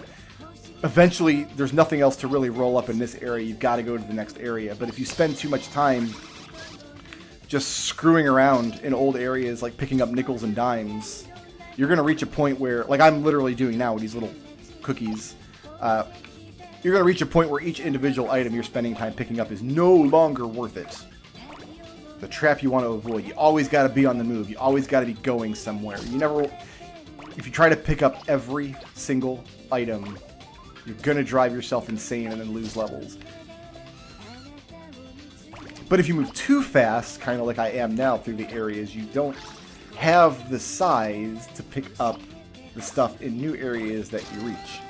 Like, I can't pick up these, what are these, cans of Pringles? Are there Pringles all over the place? Anyway, Psychonauts is not a game I picked up for my PS5. You guys do the same thing. You get a new console, like you immediately go and try to buy a bunch of games for it. Kind of to, I guess, justify in your own mind that you've bought another console, and consoles are just kind of inherently bad and anti-consumer. So you have to justify your purchase by buying a bunch of exclusives. Like every time I get a new console, I end up buying games that usually aren't bad, but like if I'm being honest, I probably wouldn't buy if there was a lot of option. You know what? As much as I enjoyed Spider-Man, I did enjoy Spider-Man, like, a lot. I bought Miles Morales for my PS5. As much as I really did enjoy that game, probably would not play it if, say, Final Fantasy 16 and Horizon Forbidden West were already out. Thank goodness I was able to get my PS5 before those games came out. I would have been supremely sad. And my heart goes out to you if you're in the same boat that I was in this year, desperately trying to get a PlayStation before the really good exclusives hit. Oddworld I would have bought anyway, because I loved Oddworld, but... Alright, the other game that I got for my PS5... What are these, jugs of maple syrup? They're too big for me to pick up. I get these flowers, though. And I thought it was a PS5 exclusive, and when I got to the store, it turns out it's not. It was on PS4. Was Persona 5. Which I haven't finished yet, because the game is hundreds of hours long. I think I'm in, like, the last chapter of the game. It's so long. But really been enjoying Persona 5. It's not a game I would have bought for myself unless I was in that, like, new console funk where, like, I've got to get games on the shelf to justify this extremely expensive and almost certainly ill-advised purchase. We can get the lighter fluid. Oh, looks like all these buckets are mine. What do we need? 45 to get through there. Okay, so about these buckets then. No, buckets are too big. Abort! Abort! Abort buckets! So the Persona series and I have a tumultuous history. I actually played... Well, first of all, the Persona series is a spin-off of Shin Megami Tensei. I have not played any of those games, and I never will. I'm not going to play Shin Megami Tensei. I'm just not. I'm sorry. I don't like Japan that much. But I played the first Persona game, Revelations Persona, on PS1. The original localization of it. Which, if you don't know... If you've played, like, modern Persona games, like Persona 3 is the one that I think a lot of people got into the series with. And you don't know, like, Persona 1 originally was on PlayStation 1. It got a PSP remake, which is actually very good. I've played a little bit of that. But when they first released it on PlayStation, they didn't release it as, like, the Japanese life sim kind of game that the Persona games would eventually become famous for being. It still had some of those aspects to it. You're still playing a group of Japanese school kids with demon buddies running around. Are we at 45? Is that what you're telling me here? Yeah, 45. So now we got to get out of here. We got to get out of the yard and go out into the town. Which I think was this way. But whoever localized... Well, Atlas localized. I don't have to think about it too much. When Atlas localized Persona 1, they're like... Somebody made the decision, like, you know what? They're not going to... Like, North Americans are not going to want to play a game about Japanese kids. We have to make it look like it's like happening in America. So they scrubbed all the Japanesey stuff. They gave all the characters like regular kind of American names, like Alanis was one of the characters, like Alanis and maybe Steve. I know there was a Chris, but one of the characters was Mark. And Mark is really funny because whoever made the decision, like, we can't have Japanese school kids. We can't make the game about Japanese school kids. It won't be accessible to North America. We won't sell any copies. Which sounds really dumb today, but I think that might have been a reasonable assumption back in the 90s. There hadn't been, like, the major anime boom yet.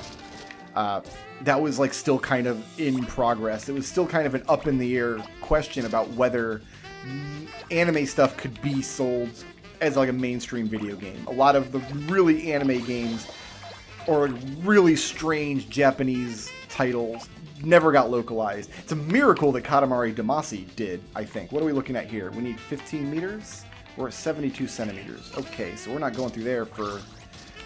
I mean, when the people stop kicking us around all day, and we can increase the size of our ball, might be a good thing. But okay, they're like... The game takes place in North America now, because we've named the kids like Mark and Steve. But you can't just have a group of just all white kids.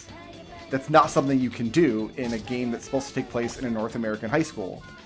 So they took... I don't remember the character's actual name in Japanese, because I haven't played that version of the game enough.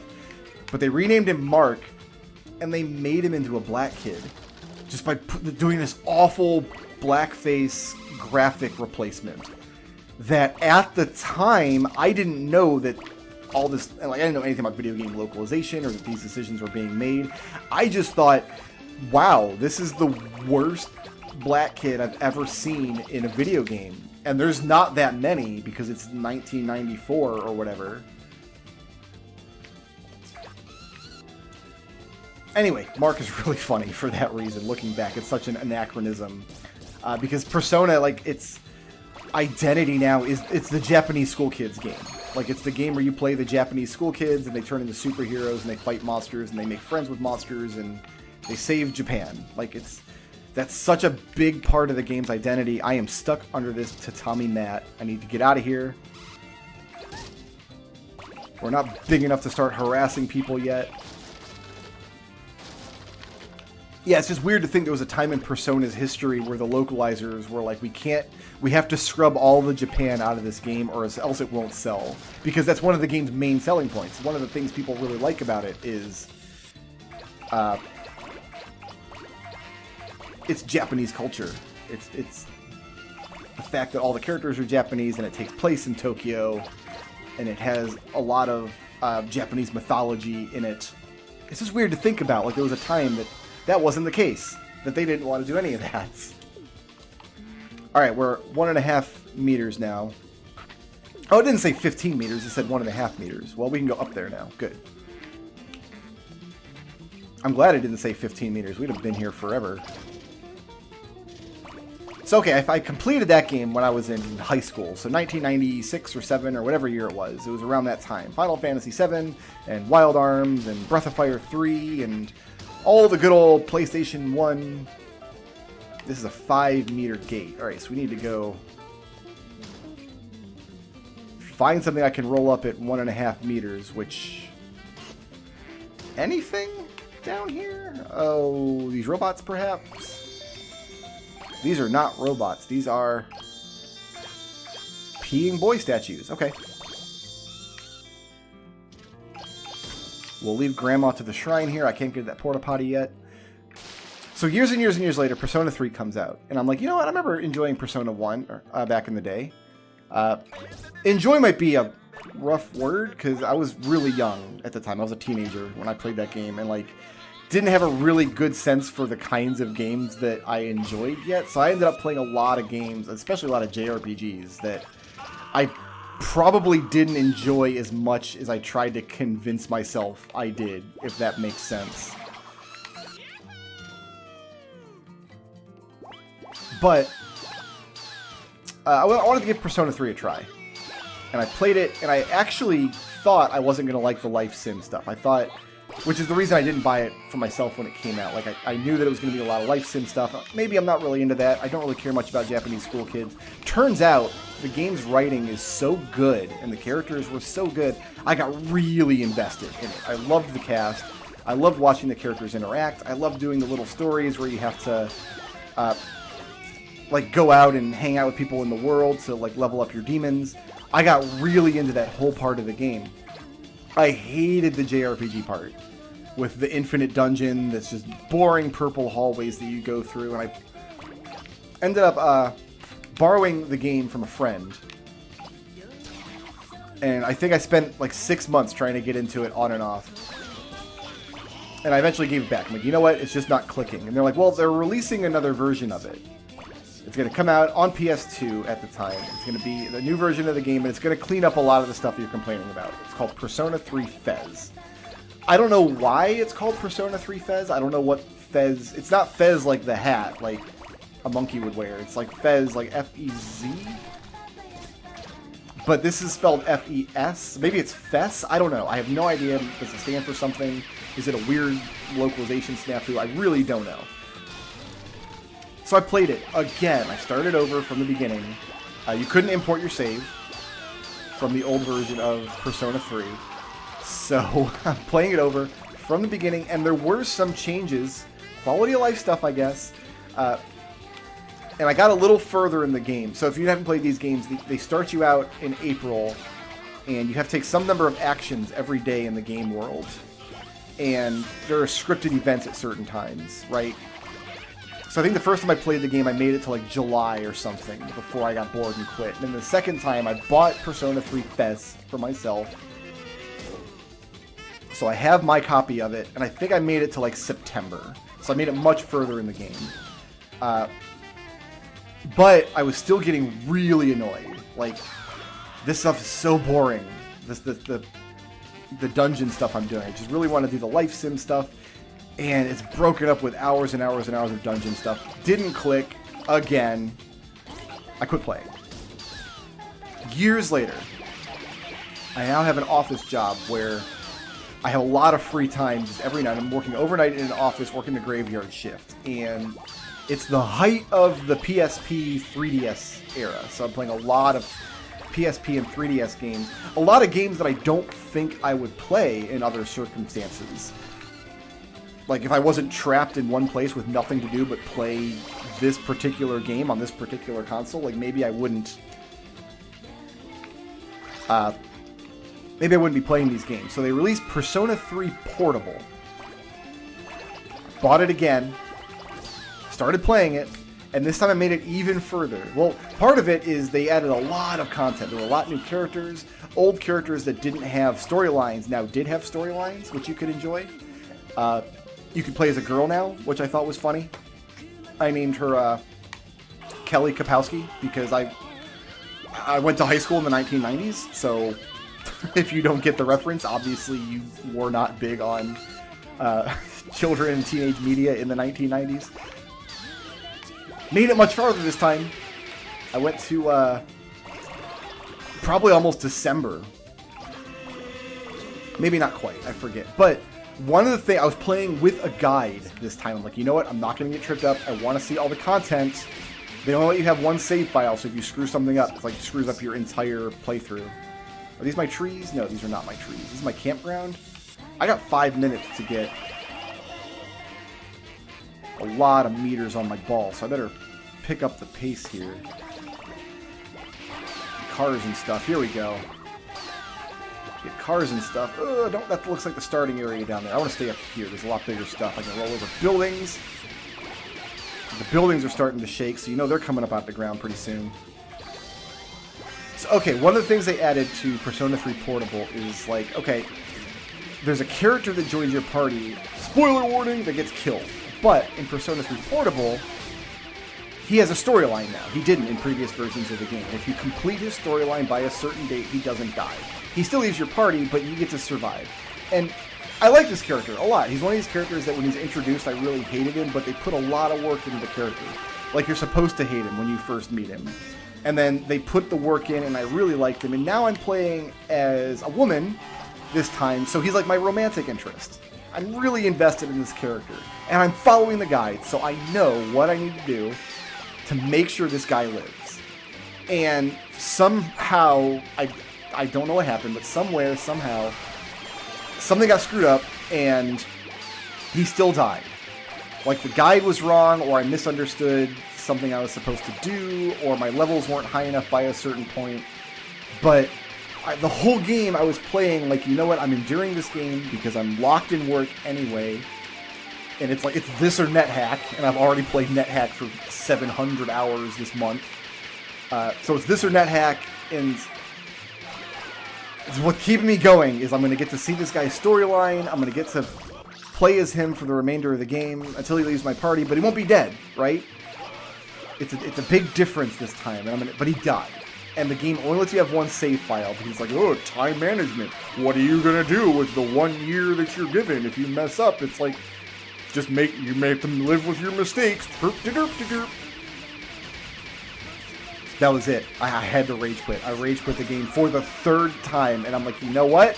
Persona is a sack of dicks.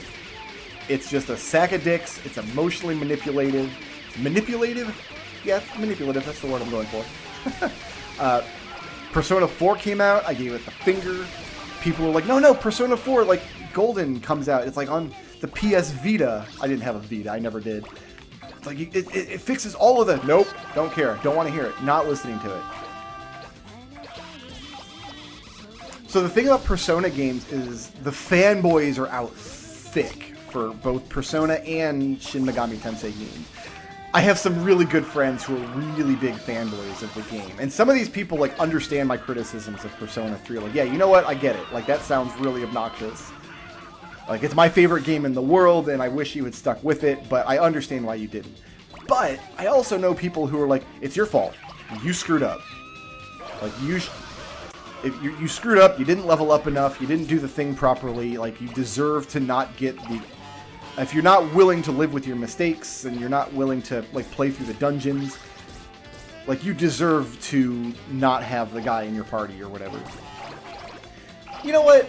I don't like that argument either. God, I understand it, though, because I've got people in my Discord who don't like Super Metroid. And they're like, I don't like Super Metroid because you fall in the water and then the controls suck. And I'm like, well, then don't fall in the water. Like, just don't do it. I like Super Metroid because, like, it's floaty jumps and, like, your guns are weird. It's like, well, that's the point of the game is, like, the controls are so good, like, and you have so much, your range of action. I've made that argument. It's your fault you don't like the game. You shouldn't be playing it. Maybe I shouldn't blame the Persona fanboys. It just doesn't feel good to be on the other side of that argument. I need to be more cognizant of making it myself and make it less often, I guess. We have rolled up the entire valley here. There's nothing left for us. 25 has got to be about as big as we can go. There's nothing left here. This cloud. No, we got the cloud. The cloud is ours. We got a fence somewhere. That hot air balloon is just too big for us. So, okay. Fast forward again. Another many years. Persona 5 comes out. And this is like the big, like, benchmark. Persona 4 came out and it didn't set the world on fire. A lot of people liked it, but a lot of people liked it because they came in from the previous Persona game. And then it came out on a system that nobody had. Persona 4 came out on PS2, like, after the PS3 launched, and I don't think there was a PS3 version. And then, like, Persona 4 Golden came out on the Vita, and nobody had a Vita. I know one guy who had a Vita. He wasn't a real person, and this whole sentence is a lie. But then Persona 5 came out, and it was like a Final Fantasy VII moment. Like, it completely reinvigorated the franchise. It got a ton of new players into it. It was a totally different style of game. Like, almost all style. It still had all the same Persona stuff. The life sim, the RPG stuff, the dungeons. But the style of it was on a new level. All the characters and stuff were on a new level. And there was the big controversy, like they didn't want people streaming it when it came out. Like, you can only stream it till like the end of April. Then we're going to sue you and make you go to Persona jail. Which is kind of weird because the game kind of starts you out in jail. That's like the first level of Persona 5. And again, I gave it the finger. I'm like, nope, I'm not going down this road. Persona can suck all of my butt. Don't want anything to do with it. eventually Persona 5 Royal came out. I guess they do this with every Persona game. They release Persona, and then they release, like, the version you should probably hold out for, like, to get you to buy the game again, because it's the same game with, like, a bunch of extra content, and, like, better balance, and more demons to befriend. Rolling around the world. We gotta go to 30 meters. So we're picking up windmills and stuff. Whoa! Boing! And again, I had people who I trusted. Some of them were Persona fanboys. Some of them were not. Some of them were people who never played a Persona game before, but got into it. Hardcore got into it, and reading their comments. And some people are like, yeah, you know what? All the dungeon stuff you hated from Persona 3, that's all fixed. It's all so much better. Like, ridiculously better. And again, I trusted these people. I'm like, you know what? These aren't just fanboys trying to get me to play their game. These are, like, my friends. You know, friends and people on my Discord, my viewers. People who understand my tastes and have heard my arguments against the game and know why I didn't play Persona 4. And the argument was basically like, we totally get why you don't want to play this game. You've been burned by this series, but if you played it, you probably would really enjoy it. Okay, I left it there. Well, fast forward another year or so. So around the time that Royal was announced or came out, I forget the idea here, because there's been a couple of Persona 5 spin-off games too. But this is the song, by the way, that I put on my stepdad's video game CD. Music that video game music that every music lover can enjoy. It's this nice lounge singer kind of song about wanting to wad you up into his life, which is a little gross. But okay, I finally broke down and bought a Switch, and even though I said I wasn't going to buy it, I ended up getting Smash Brothers because, you know what? I was super critical about a bunch of stuff. Smash Brothers came out. I did a podcast with my buddy McLean where we just made fun of it for 2 hours. But once I actually had the Switch in my house, I'm like, I'm not gonna not buy Smash Brothers. Like, don't be ridiculous. And the main character, whoa, box time. All right, I dig it. The main character from Persona 5 got put into Smash Brothers. Joker is the main character. And so that was my first, like, interaction with the character. I thought the character was fun to play. I thought he looked really cool. His level in the game, Mementos, is amazing. It's one of my favorite levels, like, visually in the game. Like, oh, okay, this is why the people on my Discord, like, had a whole conversation one night about how they just love the menus in Persona 5 because of how slick and stylish and unique they are. Like, I've never heard people compliment JRPG menus before Persona 5. And so I got acquainted with some of the music and the character, like I said, Joker, and there's this really stylish thing where in Persona 5, if you finish the battle with what's called an all-out attack, it's like a super attack that your party can do under certain circumstances. And if you finish the battle with one of those, you get a special results screen, where instead of the normal results screen, like, it picks the character that initiated the attack, and they get like this special splash screen with unique artwork, and it's really cool looking. It's like a little bonus for getting the all-out attack. Well, they put that in Smash Brothers because the attention to detail, character detail in Smash Brothers is astounding. I don't think I want to go up this way yet. I'm just going to waste time if I go that way. Can I get over these boats? Is there stuff in these boats, maybe? Ah, there was stuff in the boats. And then later I can come back for the boats themselves. So yeah, I was playing Smash Brothers one day, and Joker's the first DLC character in the game. And if you win a battle with his smash attack, with his smash ball, that's the animation that plays. This, like, really stylish animation. I'm like, okay, this is cool. If it's true that the dungeon content is fixed and they allow me to make multiple save files, so I can't make, like, mistakes that require me to start the whole game over, I might have to give Persona 5 a chance. I might have to go back to the series and give it another chance. And so Persona 5 Royal got announced, like the remake of the game, and it got announced as a PS5 exclusive. So I'm like, okay, you know what? If and when I get a PS5, I will buy this game. And that's when I'll play Persona 5.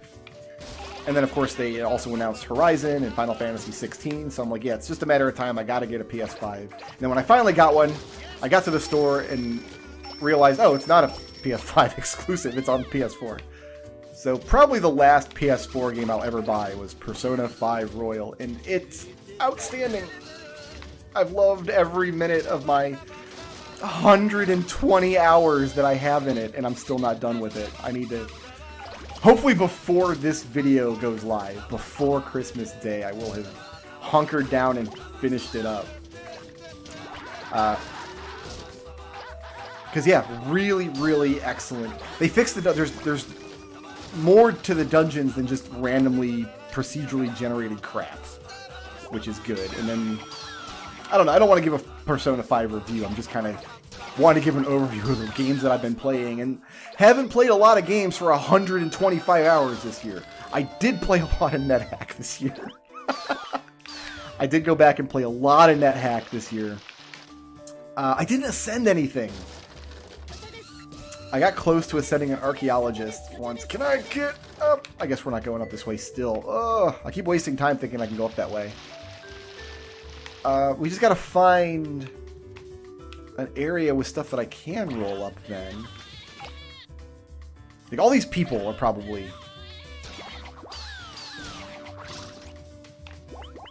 fair game now. Yeah, their little legs are sticking out of my Katamari and they're kicking around in all directions. These boats? Not yet for the boats, maybe? The buoys are still a little too big. Sheep Friend is ours.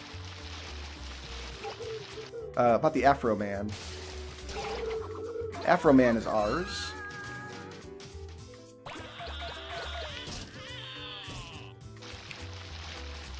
About these fish. That seemed like a long way to go for a couple of fish.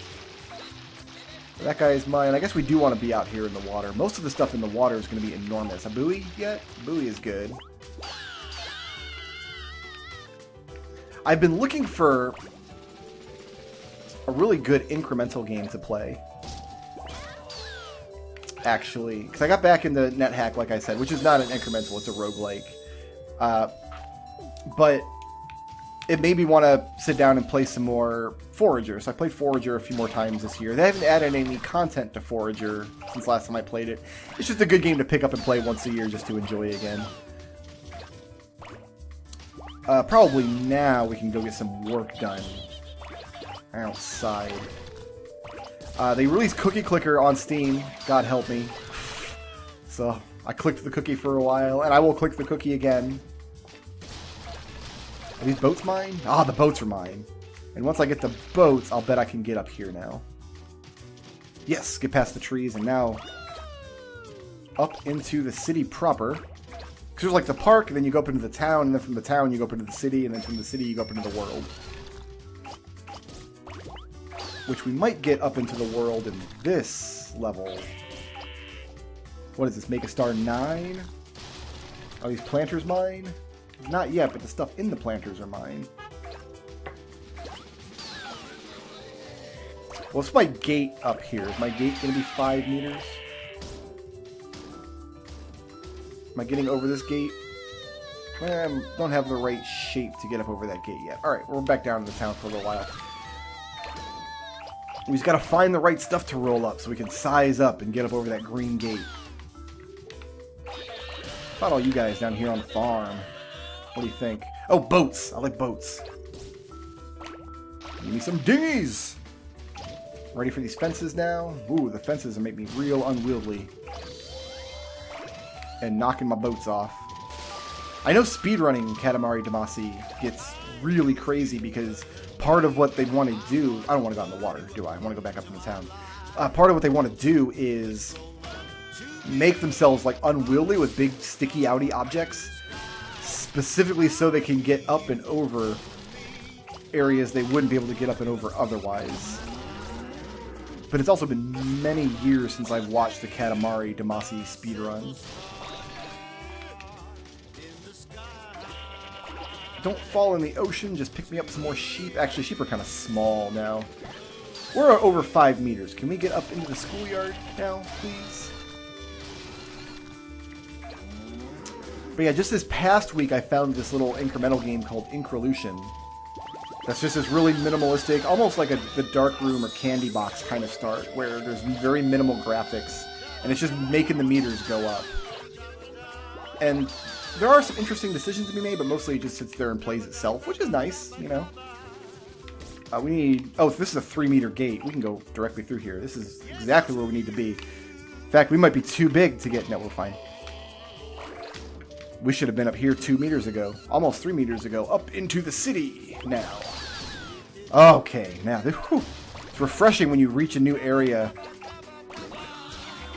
Don't knock me off, Jones! Please, no. Yeah, and you start picking up everything when you've been kind of scraping the area. What is that building doing? I'm scared, I'm leaving. But yeah, eventually all these trees are going to be mine. You can kind of keep an eye on what the items are called, because it shows you down in the corner what the most recent item you picked up is. There's a mall parking lot with some cars and stuff. So yeah, there's a bunch of different types of trees. Like there's just going to be a regular tree, then you'll get a large tree, then a huge tree, then a gargantuan tree. In fact, I might be ready for trees. Trees are good because, you know, we just go up this way. No, we're not ready for trees. And now we're back down in the town.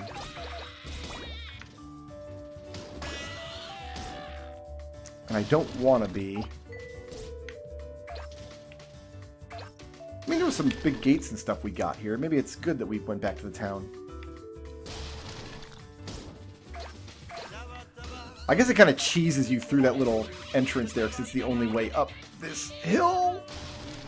Like, once we're big enough to pick up one of these trees, we're going to get insane size. Because once we're big enough for one of these trees, we'll be big enough for all of these trees. So I'm going to keep trying the trees over and over again while I pick up playground equipment. And signs, and oop, not that truck. I got somebody's sedan, like somebody's Volkswagen. Got some rocks. Ah, the bison. We found the buffalo farm. We went to a, we were in Ohio for vacation, probably for Christmas, now that I'm thinking about it, because it was the winter time. And there was a farm, a buddy of my dad's has a bison farm. I got that guy's log cabin. Am I good for trees now? Can I get all my trees, please? Put all these big cones. There's no cemeteries. We haven't rolled up like any graves or anything. But yeah, he talked up this bison farm. Like, we arrived in Ohio like late one night, and he talked it up. Wow, we're gonna go eat at the bison farm tomorrow for dinner. It's gonna be the best. Have you ever had a bison burger? It's so awesome. It's like a regular cow burger, but for real men. Hurr! That's probably not what he said, but... So he talked it up all that night, all the next day. Ooh, I did get a nice big boulder. Huge falling rock. Well, it wasn't falling, it was just kind of sitting in place there. I'll probably need to pick up a couple more of these rocks, though. I'll have this big mushroom. Not quite. So we went to the place. He talked it up all night, all the next day. You know what? It was a good burger, but I don't know that it... I honestly don't know if I could articulate the difference between the bison burger and just a regular cow burger. Oh, my trees. Big, big trees are happening now. 12 meters, still in diapers. This is the biggest Katamari we've made yet. Because he wants us to go to 30. Well, we got this truck now.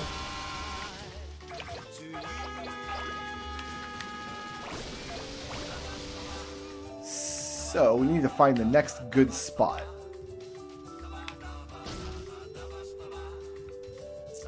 I do have look mode that I could use, but it's so hard. It's actually very hard to use look mode in this game. Oh, here we go. Yeah. Looking for that barrier. So we can go up this hill now. Out into the harbor. If we can roll across this bridge and bang on that rock and fall off. How about boats? Ooh, no. We're not picking up boats yet. What are we picking up in the harbor? Probably all this stuff here, right? There was a totem pole in there? Ooh, buildings. There's barns over here. You know how you always build a barn right on the docks? As you do.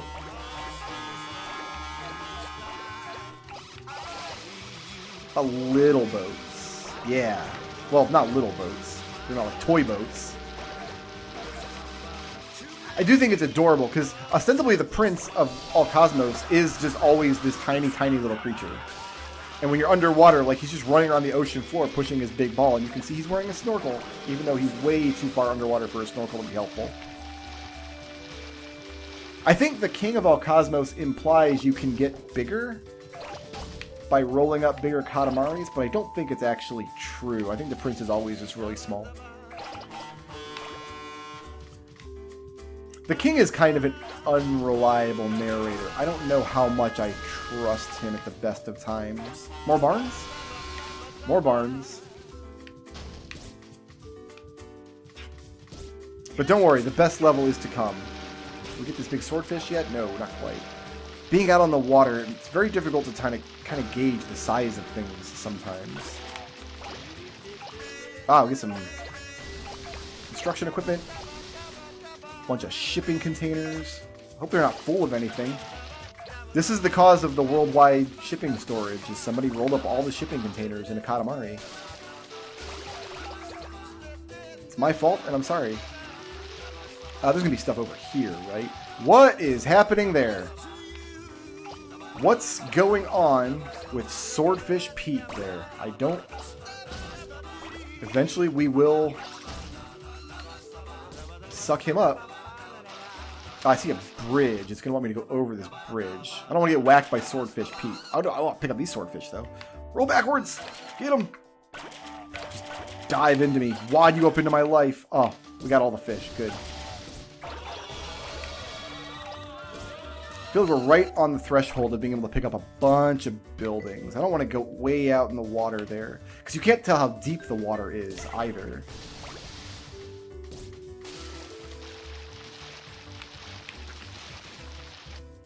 So if you go too far out, like your whole Katamari just vanishes. It's just gone. Should probably back up for these swordfish, right? Swordfish are pretty big. They got some girth to them. I got a few. I guess that one gets to live. Hot air balloons are mine, yes. Well, some of them are. The big top, not so much yet. That train. Oh, here we go. I got mushrooms over here. It's like a whole neighborhood. Is this a different neighborhood, or is this one of the neighborhoods I was in earlier, and now I'm just much bigger, so the context of it makes it look different. Oh, snap. Yeah, that's a new neighborhood. We got a middle school. Aggressive, yet good-natured. Aren't those antonyms? I wonder how many of the people in these buildings are like watching the news in horror. Like, giant ball monster is rolling up the whole world. Stay inside and lock your doors. This is the starting town. So here's the schoolyard there. Here's the park where we started this level. We'll start getting huge trees, but we can't yet get the gargantuan trees. So yeah, we start there in the park. We came down in the park, and then you go up into the town here and roll up everything in the town. You go up into the schoolyard. And then over from this direction, the schoolyard is the city, which has a bunch of stuff we can probably grab now. There's the shopping mall across that bridge there. There's the beach area downstairs. And then back on the other side of the schoolyard, we can come back around to the docks, which probably these boats are all ours now.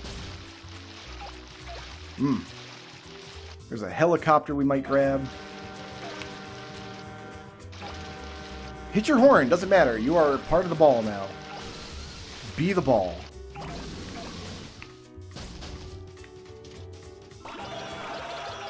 This whole neighborhood is like a industrial district here. There's still one level to go. This isn't even the last level. Actually, there's 2 levels to go. And that's kind of the fun of the game, is you start out rolling up push pins, and then a couple hours later, this is happening. There's a whole fleet of ships out here that are all mine. All of those boats. Yeah, there's old Swordfish Pete. We're much bigger now than we were last time. He can actually threaten us now, though. We're big enough that he'll whack us with his swordfish. Yeah, and then we get knocked around.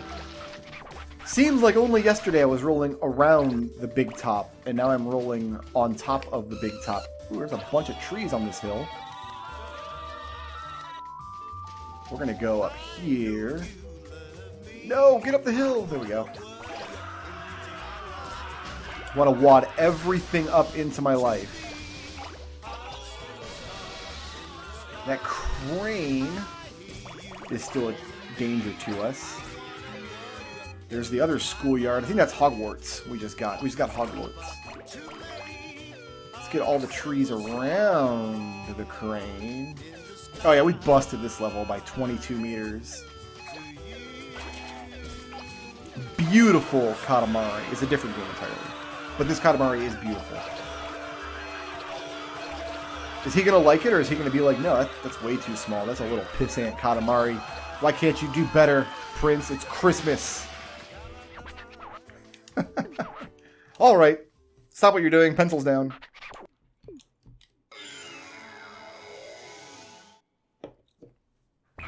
Let's see if you liked it. Pretty big. If we'd done it, we'd make it much...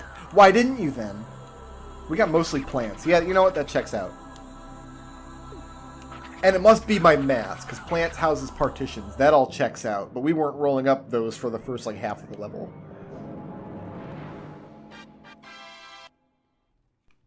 And believe it or not, that's the last star we're going to roll up.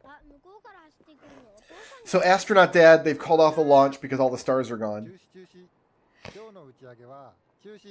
He's got more of a chiseled chin than most of the other blockheads. The moon disappeared, so we can't get up there, which nobody knows where it is. And now you can come into our NASA telescope facility with your children. That's something that we're allowed to do. Alright, back to the world, and if we go to the North Pole, this is North Pole. Way up here. Make the moves. This is the reason to play the game. Like, if Katamari Damacy came out and it was just this one level, it would still be a great game. And I would recommend it.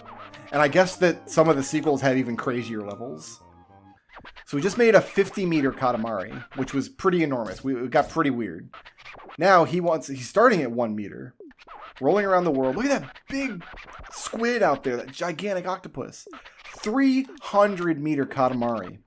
We got 25 minutes. And we get the best Katamari Damacy music. And I immediately fell off the hill. You know what? It happens. We need to find a way back in from this fence. Here we go. Alright. What are we rolling up? Here's some pineapples and some meats and some plates that they left out. So much stuff to roll up on Earth. Such a messy, messy planet. Like, even a 1 meter Katamari, which is our starting place in this level, was considered big in some of the earlier stages. Like, getting to 1 meter was a chore. I kind of wish there was a level where they started you out, like, on the dining room table, like at 1 centimeter, and then you have to roll up to 300 meters from there. Like, the full gamut of the game. That guy's also playing Katamari. That guy who's kind of Santicking around there. Can I get up here? Yeah, here we go. So if you're just kind of familiar with Katamari Damacy and haven't played it, probably you've heard this song somewhere. This song did get kind of memed a little bit. It kind of did enter the gaming consciousness in a way that the game itself probably didn't. This elephant's kicking me around. We're going to get our revenge on all these things. First, I got to pick up all this ice cream. And these plants. They've doubled in size almost. We're almost big enough to be picking up people. Yeah, 2 meters. We should be grabbing people now. Get old Aunt Julie there. Pop around the city. It's going to be the same progression as we've seen. We're going to get big enough to go up to the schoolyard. And I think that's where the first gate is going to be. Pick up all my radishes. Cows aren't happening yet, are they? No, just the little baby cows. Fair enough. Yikes! What was that? I got hit by a car. Don't fall in the ocean yet. Probably want to go down to the park and grab a bunch of easy stuff. Next. We get these cabbages and tractor and stuff. Yeah, let's go down to the park. Let's not get beat up by this elephant. Can you grab these fish? Are these fish mine? Probably if I can stay put in one area. Yeah, grab these fish. Tunas. These cows I can probably have. Unless I've just grown so much in that small amount of time that cows are mine now.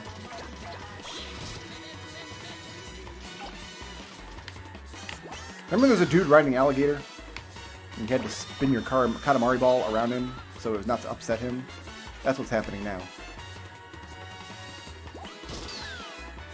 Excuse me, Buffalo. Literally, excuse me. Like, I didn't mean that to come out sounding rude. Pardon me. I didn't mean to run into you with my ball. These people are just enjoying the park, and now they're enjoying the Katamari. Like, their day is so much better now. Like, you get to be a part of something. You know? What was it? Because around the same time this game came out, maybe a little early. It had to be a little earlier, because I got my GameCube before I got a PS2. But Eternal Darkness came out. And I know I've played that on the channel. If you had never seen Eternal Darkness, I've got an old Let's Play of it you can pull up and watch. It's really... It's a good game. I like it a lot. I wish they would have made more of them. But... like, one of the levels in the game, it's a horror game. It's based on, like, Cthulhu Mythos stuff. And one of the levels is this just giant pillar of flesh. This warlord is just throwing people, like, into this pillar of flesh alive and, like, cementing them in place. And he's telling them all, you will be part of something greater than you are. You should be thanking me. I have given your meaningless life purpose. That's what I'm doing with all these people. Except this is a happy game with upbeat music. And it's not played as a horror. And the people that I put in my ball don't die. They just live in the ball now. Forever. And they're happy there. Because they're with all their friends. I don't know if that's actually true. Why would you put school desks out here? I don't know. Let's get all these kids playing recess. Woo, I gotta get to 12 meters before we're going that way. No problem. This was only 3 meters, though, last time. Is it the same this time? Yeah, this is just a 3-meter gate still.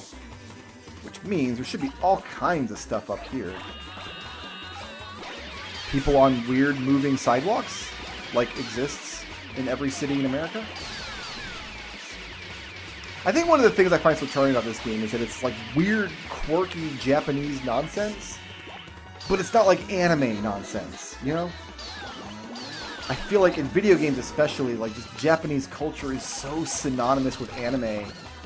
And if you're like not enamored with the anime aesthetic, there's really no other there's no other aspect of Japanese culture that video games really explore. I wonder if that's seen as a cultural problem like in Japan. Like not enough people are doing...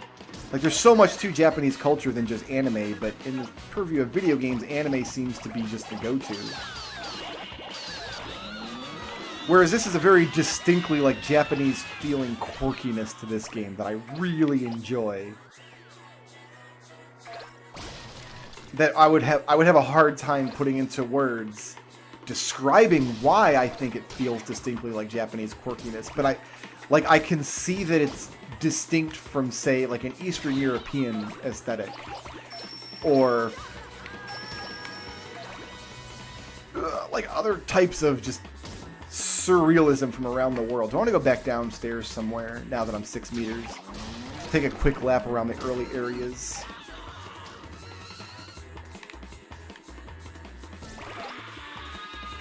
Like even like American culture, when we just do nonsense stuff like non sequitur, irreverent kind of materials. That's a floating house.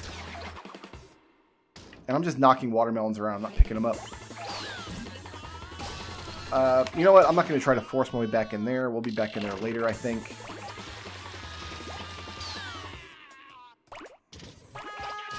Yeah, I really don't feel like... I mean, indie games can kind of get away with doing this stuff, but it's nice to see a time when the big budgets were possible. Like, this game was given a budget, and it had actual developers, like a big company was behind it, that wanted to make the quirkiness of it. And sure, they were still trying to turn a profit. Like, they weren't like, oh, we don't care if Katamari Damacy doesn't sell, but someone made the decision to, yeah, go ahead and release this in North America. Go ahead, why not? And I'm glad they did. Are you guys mine yet? Can't get the elephant, but I can get the, what are we calling these guys? Buskers? Yeah, they're buskers. No, I don't want to go back down to the park. There's not going to be anything left for me down there. I need to figure out... I need to get back up into the city is where I need to go. Elephant is almost mine, but not quite. I need to get up here, and in the city is where I will get to my 12-meter mark. Yeah, we got cars and stuff we can pick up here.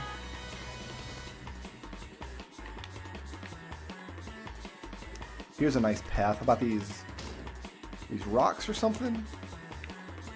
I'm going a long time without picking anything up. Okay, we got drabs and cows and big fences, and this bison is ours now, and more cows. And a tractor. And knock the cows off. I'm going to try to pick up all of these pieces in the hopes that by the time I'm done here, these mushrooms are available. How'd I do? Not quite. Alright, where we go? Back down here. Oh, here's some cars and stuff. Yeah, here's a bunch of stuff. We want to go down here and grab, I don't know what these are. Signs of some kind. There's a whole road I've never rolled down here with stuff on it. More signs, more cars. There we go. Now we're picking up trees. Have we crossed an important threshold yet? Can I double back for some trees and stuff? I'm not going to force my way under there, that's for sure. The elephant's mine now. Elephants are no longer a problem. Mushrooms are still not happening. That totem pole, I thought maybe it would come apart into pieces, but it did not. Alright, now I can do this part of the park and get these big planters and... maybe anything else? Oh, I'm stuck. About these trees here. Nothing. I'm almost at 12. Once we're at 12, we have the next barrier to go through. Like some of these buildings and things. This elephant that gave me so much trouble. He's mine now. Alright, I need like 2 or 3 more just large things to put me up at 12. Each thing I'm picking up is good for like 1 centimeter. That rock is way too big. Oh, I'm losing stuff.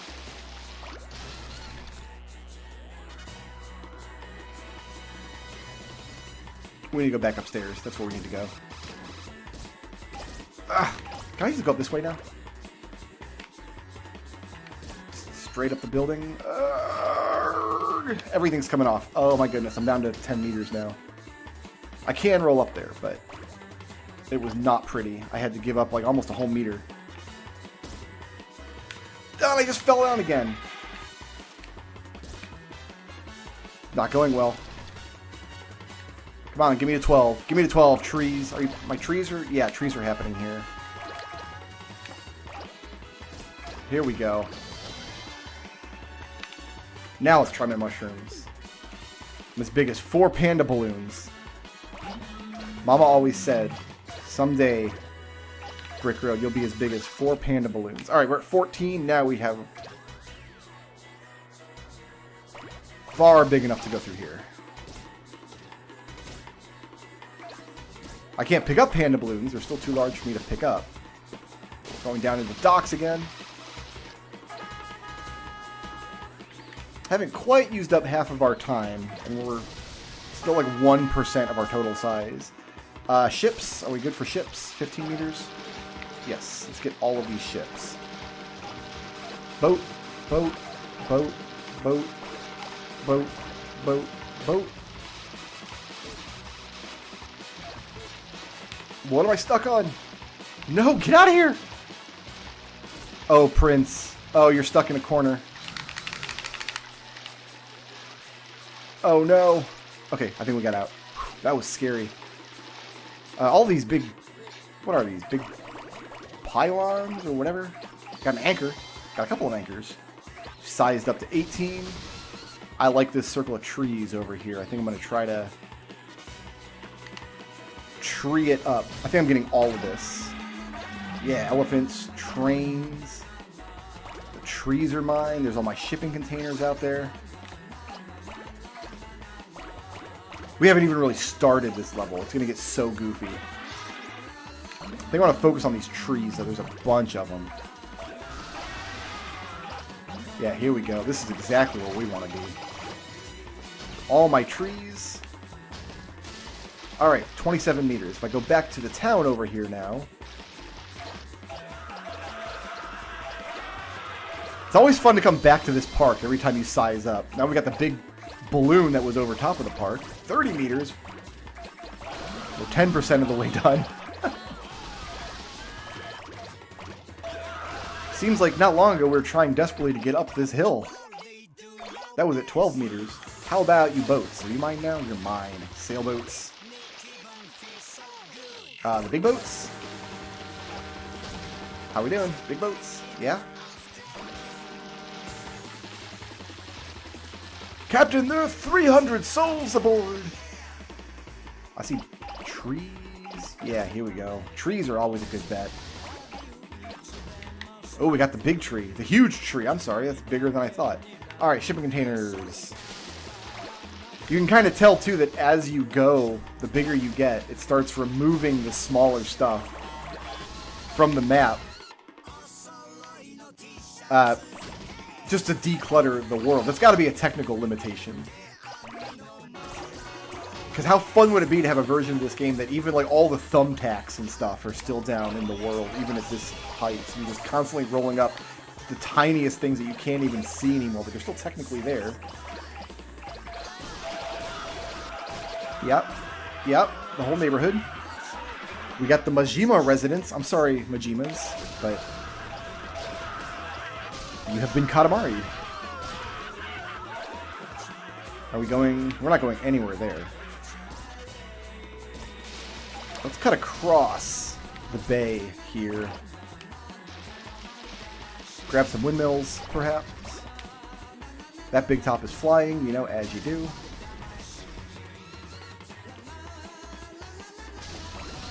Can I get up here? Not quite. Alright, back to the starting area then. All that's left of the park is like just the little... The whole park area looks like just a little blue donut. We're so huge now. And you can see that everything's built on this mountainside now. You didn't know Mount Fuji was right here. Oh, you know what? This whole commercial district. How big does this need to be? 60 meters. Oh, you know what? We should go this way then. This will get us over to a whole new island. And eventually we'll come back and pick up these bridges. Oh yeah, we should have been here 10 meters ago. Whoops. Like, we might be too big to even pick up any of those little trees anymore. I got a parking garage. Who knows how many cars. You can't even see individual people or cars anymore down there.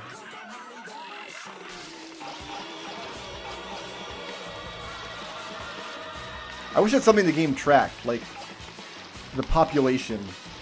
You know, how many people live in my ball. Just follow these little tsunami islands out to the next island. I guess the idea here is we're now rolling up all of Japan. Just the whole country, all of the islands. It's not quite a level that has you rolling up the like entire world. I think they do that in one of the sequels. To the point where you're like rolling up entire continents and things. Because why not?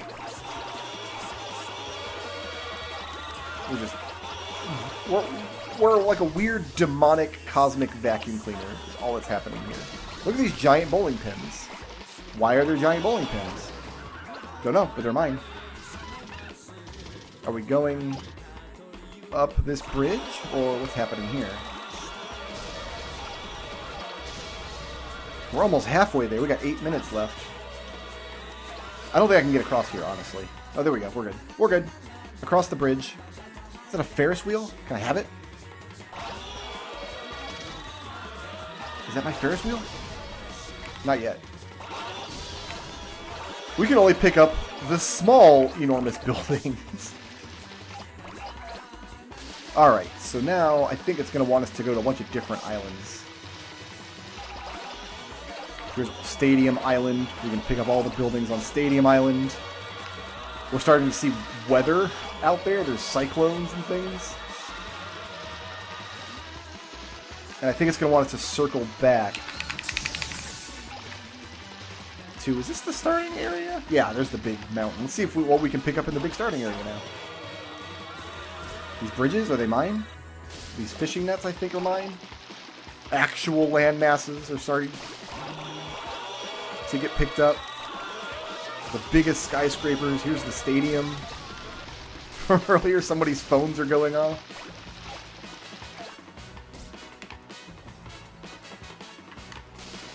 Back to the park. It always comes back around to the park. Oh, there's big old Swordfish Joe.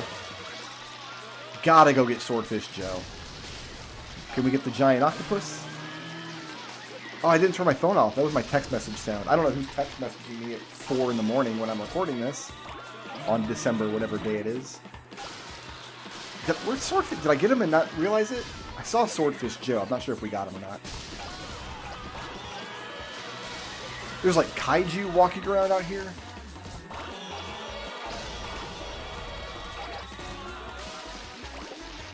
I think the islands, the little Anchor and Tsunami Islands are the big ticket items right now. Although these fishing nets have some girth to them too. The big cranes are mine now. Good, good. Where's like the Burj Khalifa?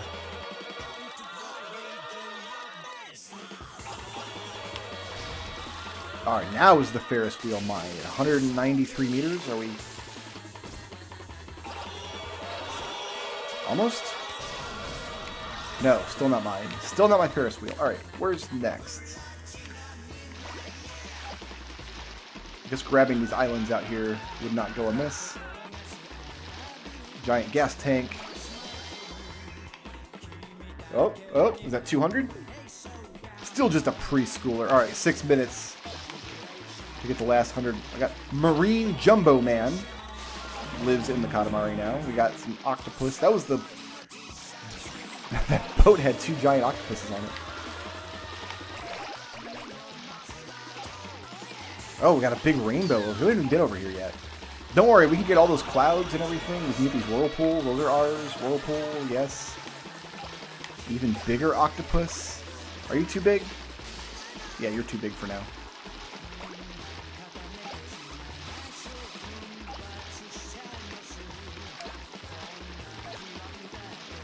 Here's weird pink rocks. The Oni Rock. The Oni Rock. Oh, we're at the edge of the map. Yeah, you can tell we're not getting the whole world because if we white out at the edge of the map, it just will teleport us back into the map. Oh, that giant mushroom is coming with us. I want that big mountain. That's my goal. I don't know how big I've got to be to get the big mountain, but there's like a colossal squid. He's mine. This whole mountain, or this whole island is mine. We haven't been out here yet. Oh, there's the rocket ship. I guess that's where our blockhead family is. Oh, we went too far out into the mists. We're going to end up in Ravenloft. I'm kind of skirting the edges, and then I'll work my way back inward, I think. Now are you too big? No, I got you now, fam. Giant octopus in my ball. The largest buildings are no match for me anymore. About Stadium Island. Is Stadium Island mine now? My Katamari is big as 1,000 goldfish buildings.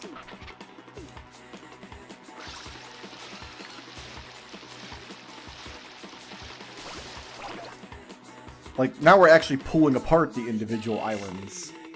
Like, the component parts of the islands are mine. Alright, we gotta go back to the park.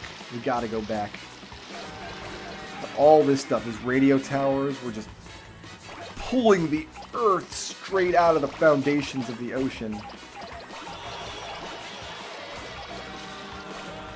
Who is that? Is that Thor? He's mine. He's in my Katamari. So the whole starting area is now in my Katamari. The entire first few hours of the game, which is now part of my ball. I got 3 more minutes to get as many of these islands as I can get. So I really, really want to circle back. That bridge is making it a little unwieldy. It's harder to grab stuff. The cyclone is still too big, I guess. But the mountain that is so huge that it's impossible to even see from the starting area. If I can put that in my Katamari, I'll be happy. Let's grab some of these like weather patterns here.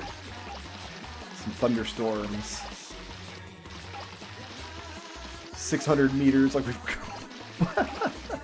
There we go, we got the mountain. I don't know if it's literally Mount Fuji or not, but it's ours. Like, I love how the rain is flying off the side of the Katamari in all directions.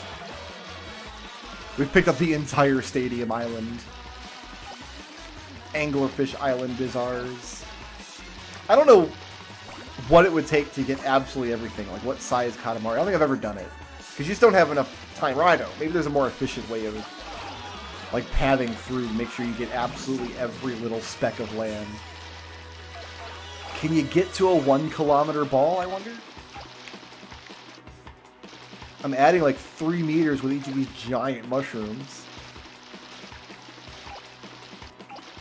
Make sure we get all the big clouds and things. I'm trying not to white out again. I want to just leisurely go around the edge and pick up all my mushrooms. Might want to make a pizza later, I don't know. They're mushroom XXXLs. Like, the entire first level of the game could be set on one of these giant mushrooms.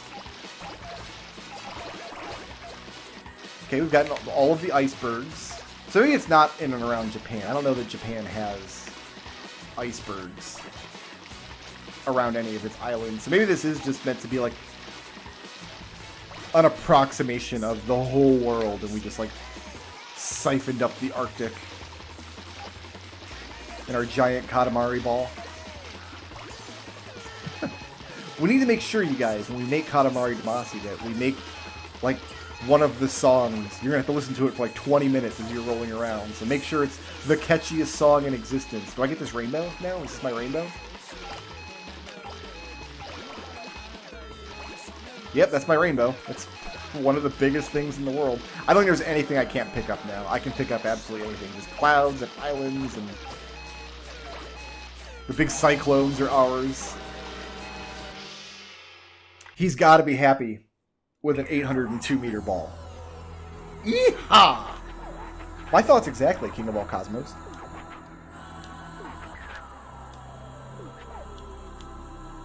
Mellifluous mood and the rising tide of familial love. You know what? I'm also moved by the size of my ball. I picked up plants mostly. It can't be mass then, because it would... Unless they count, like, the islands as plants. What's the difference between plants and nature as far as categories go?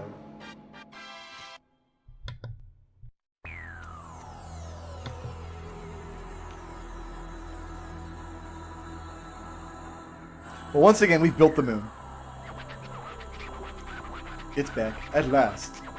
The moon is back in the sky. Welcome back, moon. Did you, though? Your nose is a triangle.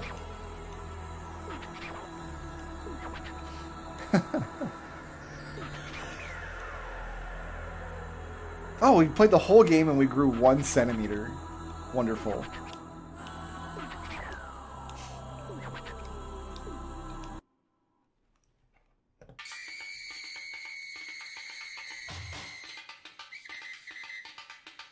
Oh, I guess that's the Prince of Ouija? Okay. I didn't know these characters had names. The Queen, there is a Queen of all Cosmos, but I think she's only in that, like, one slide. Like, in the background, just being very happy. There's all the mushrooms I got.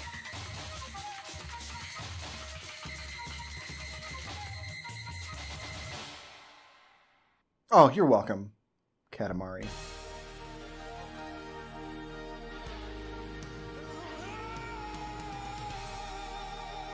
Very dramatic ending music in Katamari Damacy. You know what? It's fitting, though. Is that my total diameter of everything in the entire game? Or is that just from the moon level? I wonder. I guess it wouldn't matter, because the second biggest level you only get like 30 meters, so... Alright, so now we're in the world. And we're gonna start rolling up countries. Making my way over to like Europe to start with. It's really hard to tell where you are in the world. Especially after a lot of the countries have vanished. You kind of know you're done when you pick up like... I want to stay out of North America for now. Let's head down to Africa. Africa might be good. I mean, moving around the sphere of the world is difficult, for one, because I'm so used to seeing the world in a certain way, right? From a certain orientation, because of my northern hemisphere privilege or whatever. So on an actual sphere of the world, it can be difficult to tell, like, orient yourself, because what if South America is upside down? But we should be big enough to pick up some of the stuff in South America, or Latin America up here. Yeah, there we go. If we could pick up individual U.S. states, but we can't. We gotta wait till we're big enough to pick up the whole of the United States. I don't know how many countries there are on this map. And I don't know if they updated this map of the world for the remake of the game. But you know you're done when you've got, like, Canada and Russia. Lots of these just little Pacific islands. We got Mongolia, but not China. Did we get the Koreas? I guess we must have got the Koreas already. Oh, there they go. North Korea and Korea. They don't call Korea South Korea. Oh, there was a couple of European nations left. Luxembourg, which is one of the smallest countries in the world. Oh, we got the United States and Canada, so it must be time to go pick up Russia now. There's China, Indonesia, Australia, Antarctica? Ah. I like how they give Antarctica a flag. It's Antarctica, it doesn't have a flag.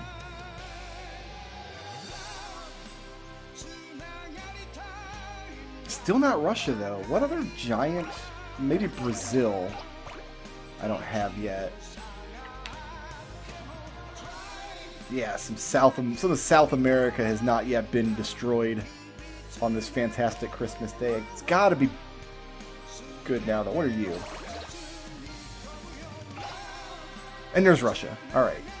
So if there are still countries to get, I would have no idea how to find them, because the camera is slowly zooming out, and the colors of the countries are very similar to the color of the oceans, and we have that layer of clouds.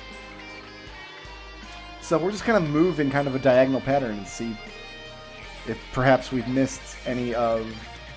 New Zealand! We got it!